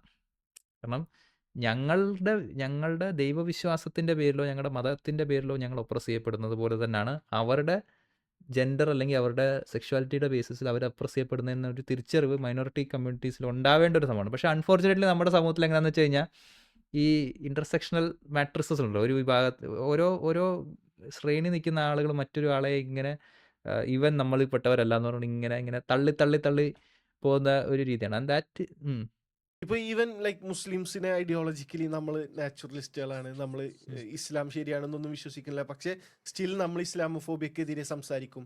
അവരെ റൈറ്റ് ടു എക്സിസ്റ്റിനെ നമ്മൾ ഡിഫെൻഡ് ചെയ്യും. അതുപോലെ തന്നെ നമ്മൾ LGBTQ-ക്കാരെ റൈറ്റ് ടു ലൈഫിനെ, റൈറ്റ് ടു എക്സിസ്റ്റൻസിന് വേണ്ടിയിട്ട് നമ്മൾ സംസാരിക്കും, പ്രവർത്തിക്കും. അപ്പൊ നിങ്ങൾക്കും അതൊന്ന് ചെയ്താൽ എന്താ കുഴപ്പമെന്ന് ഞങ്ങൾ ചോദിക്കുന്നത്. അങ്ങനെ ചെയ്യാൻ ബാധ്യസ്ഥരാണ്. ഇതിനകത്ത് സണ്ണി എം കപ്പിക്കാട് പറഞ്ഞൊരു സ്റ്റേറ്റ്മെന്റ് ഉണ്ട്, അതായത് ന്യൂനപക്ഷങ്ങൾ വ്യത്യസ്തമായിട്ട് തന്നെ നിൽക്കരുതെന്നും അത് ഭൂരിപക്ഷത്തിന്റെ താല്പര്യത്തിനനുസരിച്ച് നിൽക്കണം എന്നത് തന്നെയാണ് ഒരു ഫാഷിസ്റ്റ് അല്ലെങ്കിൽ ഒരു മറ്റൊരു ഡിക്റ്റേറ്റോറിയൽ അതോറിറ്റേറിയൻ ആളുകളുടെ ഒക്കെ ഒരു താല്പര്യം എന്ന് പറഞ്ഞാൽ അങ്ങനെയാണ്. ന്യൂനപക്ഷങ്ങൾ വ്യത്യസ്തമായിട്ടല്ല നിൽക്കേണ്ടത്, അത് ഭൂരിപക്ഷത്തിന്റെ താല്പര്യത്തിനനുസരിച്ച് നിൽക്കണം. അത് തന്നെയാണ് മുസ്ലിങ്ങളോട് ഹിന്ദുത്വ പാർട്ടി പറയുന്നത്. ഹിന്ദുത്വ പാർട്ടികൾ നിങ്ങളിങ്ങനെ വ്യത്യസ്തമായിട്ട് നിൽക്കാതെ, നിങ്ങളിങ്ങനെ വ്യത്യസ്തമായിട്ടുള്ള കൾച്ചർ അതൊന്നും ചെയ്യാൻ പാടില്ല. You should be submissive to അവർ എക്സ്പെക്ടേഷൻസ്. പക്ഷേ ഇവിടെ ആ കാര്യം പി കെ ഫിറോസിന് മനസ്സിലാവും. മുസ്ലിം ലീഗിൻ്റെ റെപ്രസെൻറ്റേറ്റീവ് ആയതുകൊണ്ട് പി കെ ഫിറോസിന് ആ ഒരു സംഭവം മനസ്സിലാവും. പക്ഷേ ഇതേ പി കെ ഫിറോസിന് ഞങ്ങളുടെ ഹെട്രോനോമറ്റീവ് ആയിട്ടുള്ള അല്ലെങ്കിൽ ഹെട്രോസെക്ഷൽ സിസ്ജെൻഡർ എക്സ്പെക്ടേഷൻ അനുസരിച്ച് ക്യൂർ ആയിട്ടുള്ള മനുഷ്യർ നിൽക്കണം എന്നാണ് ഇവർ പറഞ്ഞത്. എന്നിട്ട് ഇയാൾ അതിൻ്റെ ഇടയ്ക്ക് കുറേ കോൺസ്പിറസി തിയറിയും പറയുന്നുണ്ട്, ലൈക്ക് ഇതിവിടെ മൃഗരതി, പീഡോഫീലിയ, ഇങ്ങനത്തെ സംഭവങ്ങളൊക്കെ. ഇതിപ്പോൾ കുറേ തീവ്രവാദികളുണ്ടെന്ന് പറഞ്ഞുകൊണ്ട് മുസ്ലിങ്ങളെ എടുത്ത് കളയാൻ ആരെങ്കിലും പറയും? ഇല്ലല്ലോ. കുറെ തീവ്രവാദികൾ ഭയങ്കര പ്രൊവലൻ്റായിട്ട് ഇപ്പൊ ഈവൻ കേരളത്തിലുള്ള പല എത്തിസ്റ്റുകളും വിശ്വസിക്കുന്ന അല്ലെങ്കിൽ യുക്തിവാദികളും കൊണ്ടു നടക്കുന്ന ഒരു കോൺസ്പിറസി തിയറിയാണ് റീപ്ലേസ്മെന്റ് തിയറി എന്ന് പറഞ്ഞിട്ട്. ഇപ്പോൾ മുസ്ലിമുകളെ എണ്ണം ഇവർ കുറെ പ്രസവിച്ച് കുറെ എണ്ണത്തിലായി കഴിഞ്ഞിട്ടുണ്ടെങ്കിൽ അവരായിരിക്കും പിന്നെ പറഞ്ഞ് ഇതാക്കുക മെജോറിറ്റി ആവുക. അപ്പൊ നിങ്ങളൊക്കെ ശരി കൊണ്ടുവരും, അപ്പൊ നിങ്ങളൊക്കെ അവരെ അടിയിലായിരിക്കും. അപ്പൊ ഇത് ബേസിക്കലി മിക്ക യുക്തിവാദികളും പ്രൊപ്പഗേറ്റ് ചെയ്യുന്ന ഒരു കോൺസ്പിറസിയാണ്. അങ്ങനെ ഒരു കാൽക്കുലേറ്റഡ് സംഭവം ഇവിടെ നടക്കുന്നുണ്ട്. അപ്പം അങ്ങനെ ഒരു കാൽക്കുലേറ്റഡ് കോൺസ്പിറസി. ഇത് കേൾക്കുമ്പോൾ പി കെ ഫിറോസിന് എന്താണ് തോന്നുന്നത്? ഇതൊരു കോൺസ്പിറസി തിയറിയാണ്, എന്തായിരുന്നു ഞങ്ങൾക്കെതിരെയുള്ള ഒരു പ്രൊപ്പഗാൻഡാണ്, ഞങ്ങൾക്കെതിരെ ഹേറ്റ് സ്പീച്ച് ആണെന്ന് അയാൾ അംഗീകരിക്കും. പക്ഷെ ഈ മനുഷ്യൻ തന്നെ ട്രാൻസ്ജെൻഡർ വ്യക്തികൾക്കെതിരെ ഈ ഹേറ്റ് സ്പീച്ച് പറയുകയാണ്, അത് ഇങ്ങനെയാണ്, അത് പ്രകൃതി വിരുദ്ധമാണ്, അതിതാണ്. പിന്നെ വേറൊരു ഇപ്പോൾ പുതിയ ഫാഷൻ എന്ന് വെച്ചാൽ ഞങ്ങൾ അവർക്കെതിരെ അല്ല, മനുഷ്യർക്കെതിരെ, ഞങ്ങൾ അവരുടെ പൊളിറ്റിക്സിനെതിരെയാണ്. ഇപ്പോൾ അതിപ്പോൾ ഒരാൾ വന്ന് പറയണം ഞങ്ങൾ മുസ്ലിങ്ങൾക്കെതിരല്ല, ഞങ്ങൾ മുസ്ലിം പൊളിറ്റിക്സിനെതിരാണ്. എന്ന് പറഞ്ഞാൽ എങ്ങനെ ഇരിക്കും? ഐഡിയോളജിക്കാണ് ഐഡിയോളജി ഞാൻ മുസ്ലിമുകൾക്ക് എതിരൊന്നല്ല, പക്ഷെ അവര് മുസ്ലിമുകളാന്ന് പറഞ്ഞ് നടക്കാൻ പാടില്ല, നിസ്കരിക്കാൻ അതെ. പാടില്ല, നിസ്കരിക്കാൻ പാടില്ല, നോമ്പ് വെക്കാൻ പാടില്ല, അതൊന്നും ശരിയല്ല. അത് നമ്മളെ അള്ളാഹു അക്ബർ എന്ന് പറയാൻ പാടില്ല, അതെ അള്ളാഹു അക്ബർ എന്ന് പറയാൻ പാടില്ല, പ്രാർത്ഥിക്കാൻ പാടില്ല, ജയ് ശ്രീരാം എന്ന് പറയണം, അതേപോലെ ഭാരത് മാതാ കി ജയ് എന്ന് പറയണം. അതേമാതിരി തന്നെ ഞങ്ങൾ ട്രാൻസ്ജെൻഡർ മനുഷ്യർക്കതല്ല, പക്ഷെ അവർ കുടി പിടിക്കാൻ പാടില്ല, പ്രൈഡ് ഡേ ആഘോഷിക്കാൻ പാടില്ല, അവർക്ക് ജെൻഡർ റീഅഫോമിങ് സർജറി ഉണ്ടെങ്കിൽ അത് ചെയ്യാം, അത് നമ്മൾ അതിന്റെ റൈറ്റ്സ് നമ്മൾ കട്ട് ചെയ്യണം, അവരുടെ ജെൻഡർ ഐഡന്റിറ്റി തന്നെ നമ്മൾ റെസ്പെക്ട് ചെയ്യത്തില്ല. പക്ഷെ ഞങ്ങൾ നമ്മൾ വേണമെങ്കിൽ കുറച്ച് ലൈഫ് ലോങ് ട്രാമ തരുന്ന രീതിയിലുള്ള എന്തെങ്കിലും എന്താ മറ്റേ സൂഡോ സയൻസ് ആണെന്ന് തെളിയിക്കപ്പെട്ട കുറെ എക്സ്പെരിമെന്റുകൾ വേണമെങ്കിൽ ഞങ്ങൾ ചെയ്തു തരാം. കൺവേർഷൻ തെറാപ്പി പോലുള്ള സ്യൂഡോ സയന്റിഫിക് ആയിട്ടുള്ള പ്രാക്ടീസസ് ഞങ്ങൾ വ്യാപകമാക്കി തരാം. ഇതില് ഈ എന്താണ് ഈ റൈറ്റ് ടു സെൽഫ് ഡിറ്റർമിനേഷൻ ആണ് ട്രാൻസ്ജെൻഡേഴ്സിനെ സംബന്ധിച്ചിടത്തോളം ഡിനൈ ചെയ്യുന്ന കാര്യം എന്ന് പറഞ്ഞാൽ അവരുടെ വ്യക്തിത്വത്തിൽ അവർ കൺഫേം ചെയ്യാനായിട്ട് പറ്റുന്നില്ല. ഇതേ പ്രശ്നം മുസ്ലിങ്ങൾ ഇന്ത്യയിൽ നേരിടുന്ന ഒരു പ്രശ്നം തന്നെയാണ്. നിങ്ങൾ മുസ്ലിമായി ഐഡന്റിഫൈ ചെയ്ത് മുസ്ലിം ആയിട്ടുള്ള കൾച്ചറൽ മാർക്കേഴ്സിൽ ഒന്നും നിങ്ങൾ പാർട്ടിസിപ്പേറ്റ് ചെയ്യാനോ അല്ലെങ്കിൽ മുസ്ലിം എന്ന് പറഞ്ഞൊരു ഐഡന്റിറ്റി നിങ്ങൾ സ്വീകരിക്കാനോ പാടില്ല എന്നാണ് ഇവർ പറയുന്നത്. അപ്പൊ അത് പറയുമ്പോൾ നിങ്ങൾക്കൊരു പ്രശ്നമായി തോന്നുകയും ഈ പറയുന്ന ജെൻഡർ മൈനോറിറ്റീസിന്റെ ഇത്തരത്തിലുള്ള അവകാശങ്ങൾ ഹനിക്കുമ്പോൾ നിങ്ങൾക്കൊരു പ്രശ്നമൊന്നും തോന്നുന്നില്ല എന്ന് പറയുന്നതിൽ ഒരു കാര്യമായിട്ടുള്ള ഹിപ്പോക്രസി ഉണ്ട്. ഇതില് എന്താണ് ഞങ്ങളുടെ മതം നമ്മളോട് പഠിപ്പിക്കുന്നത് ഇങ്ങനെയാണ്, മറ്റേതാണ് മറിച്ച് ഞങ്ങളുടെ വിശ്വാസം ഇങ്ങനെയാണെന്നൊക്കെ പറഞ്ഞ് കുറെ ആൾക്കാർ വരുന്നുണ്ട്. നിങ്ങൾ മനസ്സിലാക്കേണ്ട ഒരു കാര്യം, നമ്മൾ ഇവിടെ ജീവിക്കുന്ന ഒരു ലിബറൽ ഡെമോക്രാറ്റിക് സ്റ്റേറ്റിലാണ്. അപ്പൊ ഇവിടെ മനുഷ്യാവകാശങ്ങളാണ് ഏറ്റവും അടിസ്ഥാനമായി നമ്മൾ പരിഗണിക്കുന്ന കാര്യം എന്ന് പറയുന്നത്. മനുഷ്യർക്ക് കുറച്ച് അവകാശങ്ങളുണ്ട്, ആ അവകാശങ്ങൾ അനുസരിച്ച് ഇവിടെ ജീവിക്കാനായിട്ടുള്ള സാഹചര്യം എല്ലാവർക്കും ഉണ്ടാവണം. അതാണ് നമ്മൾ ഈ പറയുന്ന രാഷ്ട്രീയം എന്ന് പറഞ്ഞു കഴിഞ്ഞാൽ. അതിൽ കഴിഞ്ഞിട്ടേ ഉള്ളൂ ഏത് പുസ്തകവും ഏത് മതവും ഏത് പഠിപ്പീരും എല്ലാം. നിങ്ങൾ വിശ്വസിക്കുന്ന കാര്യം അതങ്ങനെയൊക്കെ ആയിരിക്കാം, പക്ഷെ അതൊന്നും വെച്ചുകൊണ്ട് മനുഷ്യാവകാശങ്ങളെ ലംഘിക്കാനായിട്ടുള്ള ഒരു പരിപാടി ഇവിടെ നടക്കില്ല എന്നുള്ള കാര്യമാണ്. അപ്പം അതൊന്നും ഇതിനകത്ത് റെലവെന്റ് ആയിട്ടൊരു കാര്യമല്ല എന്നുള്ളതാണ്. അങ്ങനെയൊക്കെയുള്ള വിശ്വാസങ്ങൾ ഉണ്ടെങ്കിൽ ആ വിശ്വാസങ്ങളൊക്കെ തിരുത്താനായിട്ട് തയ്യാറായിക്കൊള്ളുക. എങ്കിലേ നമുക്ക് ഈ മൈനോറിറ്റി റൈറ്റ്സിന് വേണ്ടിയൊക്കെ പറയാൻ പറ്റത്തുള്ളൂ. മൈനോറിറ്റി റൈറ്റ്സിന് വേണ്ടി പറയണമെങ്കിൽ മൈനോറിറ്റി റൈറ്റ്സ് പറയുന്നത് ഞങ്ങൾ വ്യത്യസ്തരാണ്, ഞങ്ങൾക്ക് വ്യത്യസ്തരായിട്ട് ജീവിക്കാൻ അവകാശം തരൂ എന്നുള്ളൊരു ചോദ്യം തന്നെയാണ് മുസ്ലിങ്ങളും ചോദിക്കുന്നത്. അത് തന്നെയാണ് ട്രാൻസ്ജെൻഡേഴ്സും ചോദിക്കുന്നത്. ഞങ്ങൾ വ്യത്യസ്തരാണ്, ഞങ്ങളെ വ്യത്യസ്തരായിട്ട് അംഗീകരിക്കൂ, ഞങ്ങളുടെ ഐഡന്റിറ്റി അംഗീകരിക്കൂ, റൈറ്റ് ടു സെൽഫ് ഡിറ്റർമിനേഷൻ. അപ്പോൾ അത് PK ഫിറോസ് പോലുള്ള ഇമ്പാക്ട്ഫുൾ പൊസിഷൻ നിൽക്കുന്ന ആളുകൾ ഇങ്ങനെ പറയുമ്പോൾ അത് സൊസൈറ്റിയെ വളരെ പിന്നോട്ടടിക്കുകയാണ്. കേരളം പോലുള്ള ഒരു പുരോഗമന സമൂഹത്തിനെ പിന്നോട്ടടിക്കുന്ന രീതിയിലാണ് അദ്ദേഹത്തിൻ്റെ ഈ സ്റ്റേറ്റ്മെൻറ്റ്സ്. അത് PK ഫിറോസ് മാത്രമല്ല പറഞ്ഞു, ഇവിടെയുള്ള പല യുക്തിവാദികളും സ്വതന്ത്ര ചിന്തകരും അത് പറയുന്നുണ്ട്. ഞങ്ങൾ ട്രാൻസ്ജെൻഡേഴ്സിന് വിരുദ്ധമല്ല, ഞങ്ങൾ ട്രാൻസ്ജെൻഡർ പൊളിറ്റിക്സിനാണ് വിരുദ്ധം. ഇതൊക്കെ കൃത്യമായ ട്രാൻസ്ഫോബിയാണ്. ഈ ഇത്തരം സംഭവങ്ങളൊക്കെ നമുക്ക് അംഗീകരിക്കാൻ പറ്റത്തില്ല. You guys need to understand. നിങ്ങൾ എന്ത് തരം ദേശരാഷ്ട്രമാണ് നിങ്ങൾ ഇമാജിൻ ചെയ്യുന്നത്? Gender minorities, religious minorities, caste minorities, ഇങ്ങനെയുള്ള എല്ലാ വിഭാഗ മനുഷ്യർക്കും ജനാധിപത്യ അവകാശം, അവർക്ക് റൈറ്റ് ടു സെൽഫ് ഡിറ്റർമിനേഷൻ, അവർക്ക് അവരുടെ ഐഡന്റിറ്റി അനുസരിച്ച് അന്തസ്സോടെ സ്വാഭിമാനത്തോടെ ജീവിക്കാൻ പറ്റുന്ന ഒരു സൊസൈറ്റി ആണോ നിങ്ങൾ വിഭാവനം ചെയ്യുന്നത്? അങ്ങനെ വിഭാവനം ചെയ്യുന്നില്ലെങ്കിൽ ഇതിനുണ്ട് എന്താ ഗുണം? നിങ്ങളുടെ പോരാട്ടത്തിന് എന്താണ് റെലവൻസ്? മുസ്ലിം ലീഗൊക്കെ ഞാൻ മനസ്സിലാക്കുന്നത് മുസ്ലിങ്ങളുടെ ഈ ഒരു റൈറ്റ് ടു സെൽഫ് ഡിറ്റർമിനേഷന് വേണ്ടി നിൽക്കുന്ന പാർട്ടികളാണ്. അല്ല, ഇപ്പൊ ഈ ഒരു ബോധമുള്ളത് കൊണ്ട് തന്നെയാണ് എനിക്ക് തോന്നുന്നത് ഇപ്പൊ ഒരുപാട് LGBTQ കമ്മ്യൂണിറ്റി ഇപ്പൊ പലസ്തീന്റെ സെൽഫ് ഡിറ്റർമിനേഷന് വേണ്ടിയിട്ടും അവരെ എക്സിസ്റ്റൻസിന് വേണ്ടിയിട്ടും ഒരുപാട് റാലി ചെയ്യുന്നുണ്ട്, ശബ്ദം ഉന്നയിക്കുന്നുണ്ട്.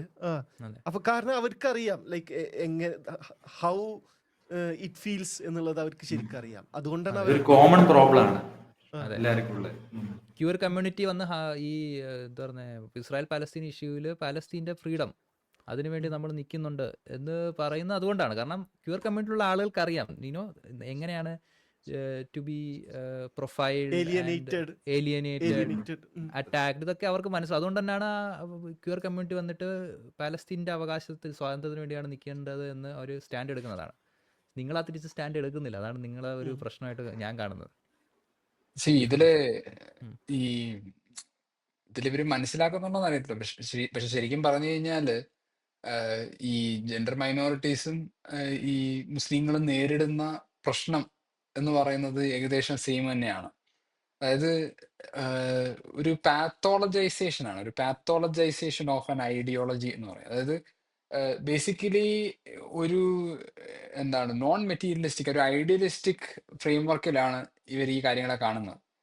ഇസ്ലാം എന്ന് പറഞ്ഞു കഴിഞ്ഞാൽ ഒരു പ്രത്യേകതരം ഐഡിയോളജി ഉണ്ട്. ആ ഐഡിയോളജി എന്ന് പറഞ്ഞു കഴിഞ്ഞാൽ ഒരു വൈറസിനെ പോലെ പ്രവർത്തിക്കുന്ന ഒരു സാധനമാണ്. അത് സോഷ്യോ എക്കണോമിക് സാഹചര്യത്തിലൊന്നും ബന്ധപ്പെട്ട് നിൽക്കുന്ന കാര്യമല്ല. അത് നമുക്ക് ഇൻഡിപെൻഡന്റ് ആയിട്ട് എക്സിസ്റ്റ് ചെയ്യുന്ന ഒരു സാധനമാണ്, ഒരു ഓർഗാനിസം ആണത്.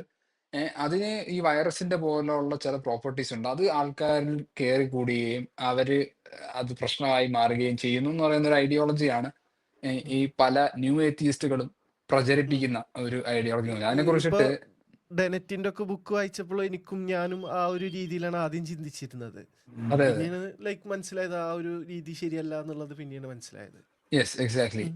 അതിനെ കുറിച്ചിട്ട് ഈ ജനറ്റിക്കലി മോഡിഫൈഡ് സ്കെപ്റ്റിക് എന്ന് പറഞ്ഞിട്ടുള്ള അദ്ദേഹം ഒരു പണ്ട് ആദ്യ കാലഘട്ടത്തിലൊക്കെ ഒരു ന്യൂ ഏത്തിയിസ്റ്റ് ആയിട്ട് യൂട്യൂബ് കണ്ടന്റ് ചെയ്തുകൊണ്ടിരുന്ന ആളാണ്.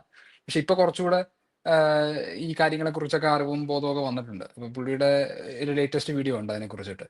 അപ്പൊ അങ്ങനെ ഈ ഇസ്ലാമിനെ തിയറൈസ് ചെയ്യുന്നതിന്റെ ഭാഗമായി വരുന്ന പ്രശ്നങ്ങളാണ്. കാര്യം വെച്ചാല് അവർ ചിന്തിക്കുന്നത് പറഞ്ഞു കഴിഞ്ഞാൽ ഓക്കെ, ഇങ്ങനെ വൈറസ് ഉള്ള കുറച്ച് ആൾക്കാരുണ്ട്, അവരുടെ അടുത്ത് നിന്ന് നമ്മൾ അവരെ ക്യൂർ ചെയ്യാനായിട്ട് ശ്രമിക്കുന്നു. അവർക്ക് അതിനുള്ള ആന്റിഡോട്ട് നമ്മൾ കുറെ കൊടുക്കുന്നു. പക്ഷെ ഒരു മാറ്റവും, അതെ, ഒരു ആന്റിവൈറസും ഇവർക്കെതിരെ ഏക്കുന്നില്ല. എന്ന് പറയുമ്പോൾ ഒന്നെങ്കിൽ ഈ രോഗിക്ക് ഭയങ്കര അഹങ്കാരമാണ്, അതുകൊണ്ട് ഇവൻ മര്യാദയ്ക്ക് മരുന്ന് കഴിക്കുന്നില്ല, അതിന്റെ പ്രശ്നമാണ് എന്നാണ് ഇവന്മാർ കൺക്ലൂഷൻ എത്തുന്നത്. അങ്ങനെ കൺക്ലൂഷൻ എത്തിക്കഴിയുന്ന ആൾക്കാർ ഇവന്മാരെ ഇനി മരുന്ന് കൊടുത്തിട്ടൊന്നും ഒരു കാര്യമില്ല, തല്ലി നന്നാക്കാൻ നോക്കണം എന്ന് പറഞ്ഞിട്ട് അഗ്രഷൻ കാണിക്കും. ഇവരെ നമ്മൾ ഉപദ്രവിക്കണം, അവരെ നമ്മൾ ഓസ്ട്രസൈസ് ചെയ്യണം, ഐസൊലേറ്റ് ചെയ്യണം എന്നൊക്കെ പറഞ്ഞിട്ടുള്ള ഒരു രീതിയിലേക്ക് ഇവർ പോവുകയാണ് ചെയ്യുന്നത്. മറ്റൊരു വിഭാഗം എന്ന് പറഞ്ഞു കഴിഞ്ഞാല് ഇവന്മാർക്ക് മരുന്ന് കൊടുത്ത് ഏക്കുന്നില്ല. അപ്പൊ ഇത് ഏക്കാത്ത സ്ഥിതിക്ക് ഇവരെല്ലാവരും വൈറൽ ഇൻഫെക്ഷൻ പിടിച്ച കുറെ ആൾക്കാരാണ്.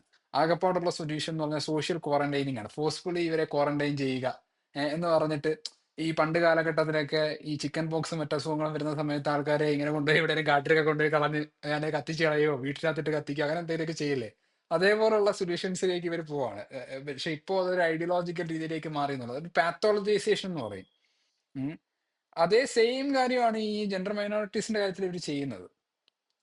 ഇങ്ങനെ ഒരു ജെൻഡർ പൊളിറ്റിക്സ് എന്ന് പറഞ്ഞൊരു ഐഡിയോളജി ഉണ്ട്. ആ ഐഡിയോളജി എന്ന് പറഞ്ഞാൽ ഇങ്ങനെയാണ്, അങ്ങനെ ഒരു ഡിഫൈൻ ചെയ്ത ഒരു വൈറൽ ഇൻഫെക്ഷൻ പോലെ ആക്കുകയാണ്.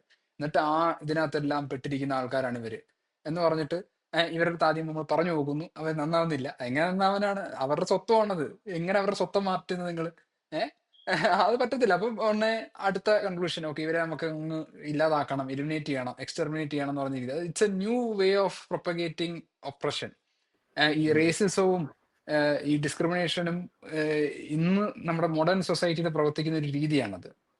യഥാർത്ഥത്തിൽ ഈ ഇസ്ലാമിനെ പോലുള്ള ഐഡിയോളജീസിനെ നമ്മൾ മനസ്സിലാക്കേണ്ടത് ഈ divorced of socio economic conditions അല്ല. നമ്മളൊരു യാഥാർത്ഥ്യത്തിൽ, ഒരു സാമൂഹിക യാഥാർത്ഥ്യത്തിൽ ജീവിക്കുന്നുണ്ട്. ഇവിടെ കുറച്ച് economic and social relationships exist ചെയ്യുന്നുണ്ട്. അങ്ങനെ ഒരു സാഹചര്യത്തിലാണ് ഈ ഇസ്ലാം എന്ന് പറയുന്ന ഒരു റിലീജിയൻ പ്രാക്ടീസ് ചെയ്യപ്പെടുന്നത്. ആ ഒരു യാഥാർത്ഥ്യത്തിന്റെ അടിസ്ഥാനത്തിൽ വേണം ഇസ്ലാം എന്ന് പറഞ്ഞ ഐഡിയോളജി എങ്ങനെ പ്രവർത്തിക്കുന്നു എന്നുള്ളത് നമ്മൾ മനസ്സിലാക്കാനായിട്ട്. നിങ്ങൾ ജസ്റ്റ് മിഡിൽ ഈസ്റ്റിലുള്ള മുസ്ലിമുകളും ഇന്ത്യയിലുള്ള മുസ്ലിമുകളും ഇന്തോനേഷ്യ മലേഷ്യയിലുള്ള മുസ്ലിമുകളും ഒന്ന് കമ്പയർ ചെയ്താൽ മതി. അവർ തമ്മിൽ എത്രത്തോളം അന്തരമുണ്ട് എന്നുള്ളത് മനസ്സിലാക്കാൻ പറ്റും. അതെന്തുകൊണ്ടാണെന്നും കൂടെ നിങ്ങൾ സ്വയം ചോദ്യം ചെയ്യുക. എന്തുകൊണ്ടാണ് ഇവർ ഐഡിയോളജിക്കലി ഇസ്ലാമാണ് പിൻപറ്റണമെങ്കിലും നിങ്ങൾ ഇന്റർനാഷണലി പോയി പോട്ടെ, കേരളത്തിലുള്ള വിവിധ ജില്ലകൾ, സൗത്ത് നോർത്ത് കൾച്ചറൽ ഡിഫറൻസ് ഉണ്ടല്ലോ, സോഷ്യൽ ഇൻസ്റ്റിറ്റ്യൂഷൻസിന്റെ ഓർഗനൈസേഷന്റെ കാര്യമായിട്ടുള്ള വ്യത്യാസങ്ങളുണ്ട്. എക്കണോമിക് റിലേഷൻഷിപ്സിലും ഈ കേരളത്തിൽ തന്നെ നിങ്ങൾ പരിശോധിച്ച് കഴിഞ്ഞാൽ ഈ വ്യത്യാസങ്ങൾ കാണാൻ സാധിക്കും. അതിന്റെ അടിസ്ഥാനത്തിൽ നിങ്ങൾ ഒബ്സർവ് ചെയ്ത് നോക്കുക എങ്ങനെയാണ് ഈ ഇസ്ലാം എന്ന് പറയുന്ന ഒരു റിലീജിയൻ പ്രൊജക്ട് ചെയ്യപ്പെടുന്നതും അല്ലെ അത് മനസ്സിലാക്കപ്പെടുന്നതും അതിന്റെ ഒരു എവല്യൂഷൻ എങ്ങനെ മാറുന്നു എന്നുള്ളത് നിങ്ങൾ പരിശോധിച്ച് നോക്കുക. അപ്പൊ നിങ്ങൾക്ക് മനസ്സിലായി, അതായത് like it is not something that is abstract that exists somewhere in some ideal realm. നമ്മുടെ യാഥാർത്ഥ്യത്തിൽ എക്സിസ്റ്റ് ചെയ്യുന്ന ഒരു സാധനമാണത്. ഇതേ ഒരു റോങ് വേ ഓഫ് എന്താ ഫ്രെയിമിങ് ഈ ഐഡിയോളജി വെച്ചിട്ടാണ് ഈ ജെൻഡർ മൈനോറിറ്റീസിനെ ഇവർ ഒപ്രസ് ചെയ്യുന്നത്. അതായത് ഇവരുടെ സ്വത്വം എന്ന് പറഞ്ഞു കഴിഞ്ഞാൽ അവരുടെ സ്വത്വം അല്ലെന്നും അവരൊരു ഐഡിയോളജി അവരുടെ ഉള്ളിൽ കയറിയിട്ട് അവര് എന്തൊക്കെയോ കുറെ കാര്യങ്ങൾ പറയുകയാണ്. അവരുടെ യഥാർത്ഥ സ്വത്ത് അവർക്ക് തിരിച്ചറിയാൻ പറ്റുന്നില്ല എന്ന് പറയുന്ന ഒരു കൺസ്പിറസി വിശ്വസിച്ചാണ് ഈ ഇവന്മാരൊക്കെ. സോംബിയാൻഡുകളെ പോലെയാണെന്നാണ് അവർ ആ അനാലജി. യെസ്, സോംബിയാൻസിലെ അതെ, സോംബി ആന്റികളെ പോലെ നടക്കുകയാണെന്നും പറഞ്ഞുകൊണ്ടാണ് ഇപ്പം ഈ പരിപാടി നടത്തുന്നത്. മനസ്സിലായി? ഈ വോക്ക് വൈറസ്, എന്റെ മകനെ വോക്ക് വൈറസ് പിടിച്ചു എന്നൊക്കെയാണ് എലോൺ മസ്ക് പറഞ്ഞ് കരയുന്നത്. ആ പൊട്ടനൊക്കെ അത്യാവശ്യം ഈ പൈസയും കാര്യങ്ങളൊക്കെ ഉള്ളതല്ല, അവന് ഈ വിവരം നേടാനായിട്ട് അവസരങ്ങളുള്ളതല്ലേ, അവനും ഈ പൊട്ടത്തിനെ പറഞ്ഞുകൊണ്ട് നടക്കാന്ന് ഓർക്കണം. അതായത് ഈ മറ്റവന്മാർക്കൊക്കെ സാഹചര്യം ഇല്ലാതാന്നിട്ട് പറയാം. ഇവനൊക്കെ ബില്യനെയറാ, ഇവന് വേണമെന്നുണ്ടെങ്കിൽ ഇരുന്ന് വായിക്കാനായിട്ട് എന്താ സമയമില്ലേ? പിന്നെ അതിനകത്തൊരു കാര്യമുള്ളതെന്ന് പറഞ്ഞു കഴിഞ്ഞാൽ, ഒന്ന് ഇവൻ ആക്ച്വലി ഒരു മണ്ടനാണെന്നാണ് ഇപ്പോഴത്തെ കാര്യങ്ങൾ നമുക്ക് മനസ്സിലാക്കി തരുന്ന ഒരു കാര്യം. പിന്നെ വേറൊരു കാര്യമുള്ളതെന്ന് പറഞ്ഞു കഴിഞ്ഞാൽ, ഇവനൊരു ഫാഷിസ്റ്റാണ്. അവൻ ആ ഒരു ഐഡിയോളജിയിൽ നിന്നുകൊണ്ടാണ് ഈ ലോകത്തെ മൊത്തം കാണുന്നത്. അപ്പൊ അതിൻ്റെതായിട്ടുള്ള ഒരു ഇൻഫ്ലുവൻസ് തീർച്ചയായിട്ടും അവനുണ്ടാവും. നാർസിസിസം ഉണ്ട് പുള്ളിക്ക് നന്നായിട്ട്. അതും കൂടെ ഉണ്ട്. എല്ലാം തൃപ്തി, ഫുള്ളൊരു കംപ്ലീറ്റ് പാക്കേജ് ആണ്. കംപ്ലീറ്റ് വേണമെന്നൊക്കെ പറയുന്നത്. ഞാൻ ഓഫീസ് കണ്ടിട്ട്, പക്ഷെ ഓഫീസിൽ മറ്റേ ഇവന്റെ കുട്ടിക്കാലം കാണിക്കൂലേ, ആ മൈക്കിളിന്റെ മെയിൻ ബോസ് മൈക്കിളിന്റെ, വലുതാവുമ്പോ എന്ത് വേണമെന്ന് ചോദിക്കുമ്പോ, when I grow up I want 100 എന്താ kids so I can be make 100 friends and they cannot say no. അതാണ് ആദ്യം പറഞ്ഞ എലോൺ മസ്കിന്റെ അവസ്ഥ. പക്ഷെ ട്വിസ്റ്റ് എന്ത് പറ്റിന്ന് വെച്ചാൽ കുട്ടികൾ നോ പറഞ്ഞ്. അതപ്പോ ഇലോൺ മസ്കിന്റെ എല്ലാ കുട്ടികൾക്കും ഇലോൺ മസ്കിനോട് വലിയ താല്പര്യമൊന്നുമില്ല. ഈ ഇടയ്ക്കും കണ്ട് എലോൺ മസ്കിന്റെ ഏതോ ഭാര്യ, എക്സ് ഭാര്യയാണ്, എന്താ സോഷ്യൽ മീഡിയയിൽ വന്നിട്ട് നമ്മുടെ കുട്ടി ഇപ്പൊ ആശുപത്രിയിലാണ്, നിങ്ങൾ എന്തെങ്കിലും പെട്ടെന്ന് ചെയ്യണം എന്ന് പറഞ്ഞിട്ട് സോഷ്യൽ മീഡിയയിൽ വന്ന് സംസാരിക്കുന്നത്. എനിക്ക് തോന്നുന്നില്ല അവന് കോണ്ടാക്ട് കാര്യങ്ങളൊന്നും ഉണ്ടെന്ന് തോന്നുന്നില്ല പിള്ളേരുമായിട്ടാണെങ്കിൽ. പിള്ളേർക്ക് എന്താ സംഭവിക്കുന്നതെന്ന് അറിയുന്നുണ്ടെന്ന് തോന്നുന്നില്ല. എന്തിടാ സീമാന്റെ ഉക്കുലേലി എന്തിയേ? ഉള്ളിലാണ്, അകത്താണ്. എടുത്തോണ്ട് വാ, എന്നിട്ട് പ്ലേ ചെയ്യേ. വേണോ? എടുത്ത് പ്ലേ, ഒരു എന്തെങ്കിലും പ്ലേ ചെയ്യടാ സീമാൻ. എന്നാ ഞാൻ മ്യൂസിക് ഇറക്കും, ബീറ്റ്സ് ഇറക്കും ഞാൻ ഇവിടെ തന്നെ. യുക്കലേലി ഒന്നും വേണ്ട.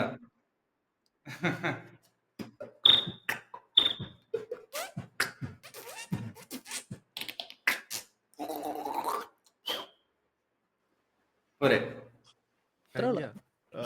എത്ര നേരം ചെയ്യണം? തീർന്നില്ലേ സാധനം? ഒരു എടാ ഇതൊക്കെ എന്ത്? എടാ പ്രതീഷിന്റെ ആരാധകന്മാര് പ്രതീഷിന് വേണ്ടി ഉണ്ടാക്കിയ പാട്ടുകൾ കുറെ ഉണ്ട്. അത് പ്ലേ ചെയ്യാൻ പറ്റുമോ? അത് പ്ലേ ചെയ്യാൻ അതുണ്ടെങ്കിൽ അത്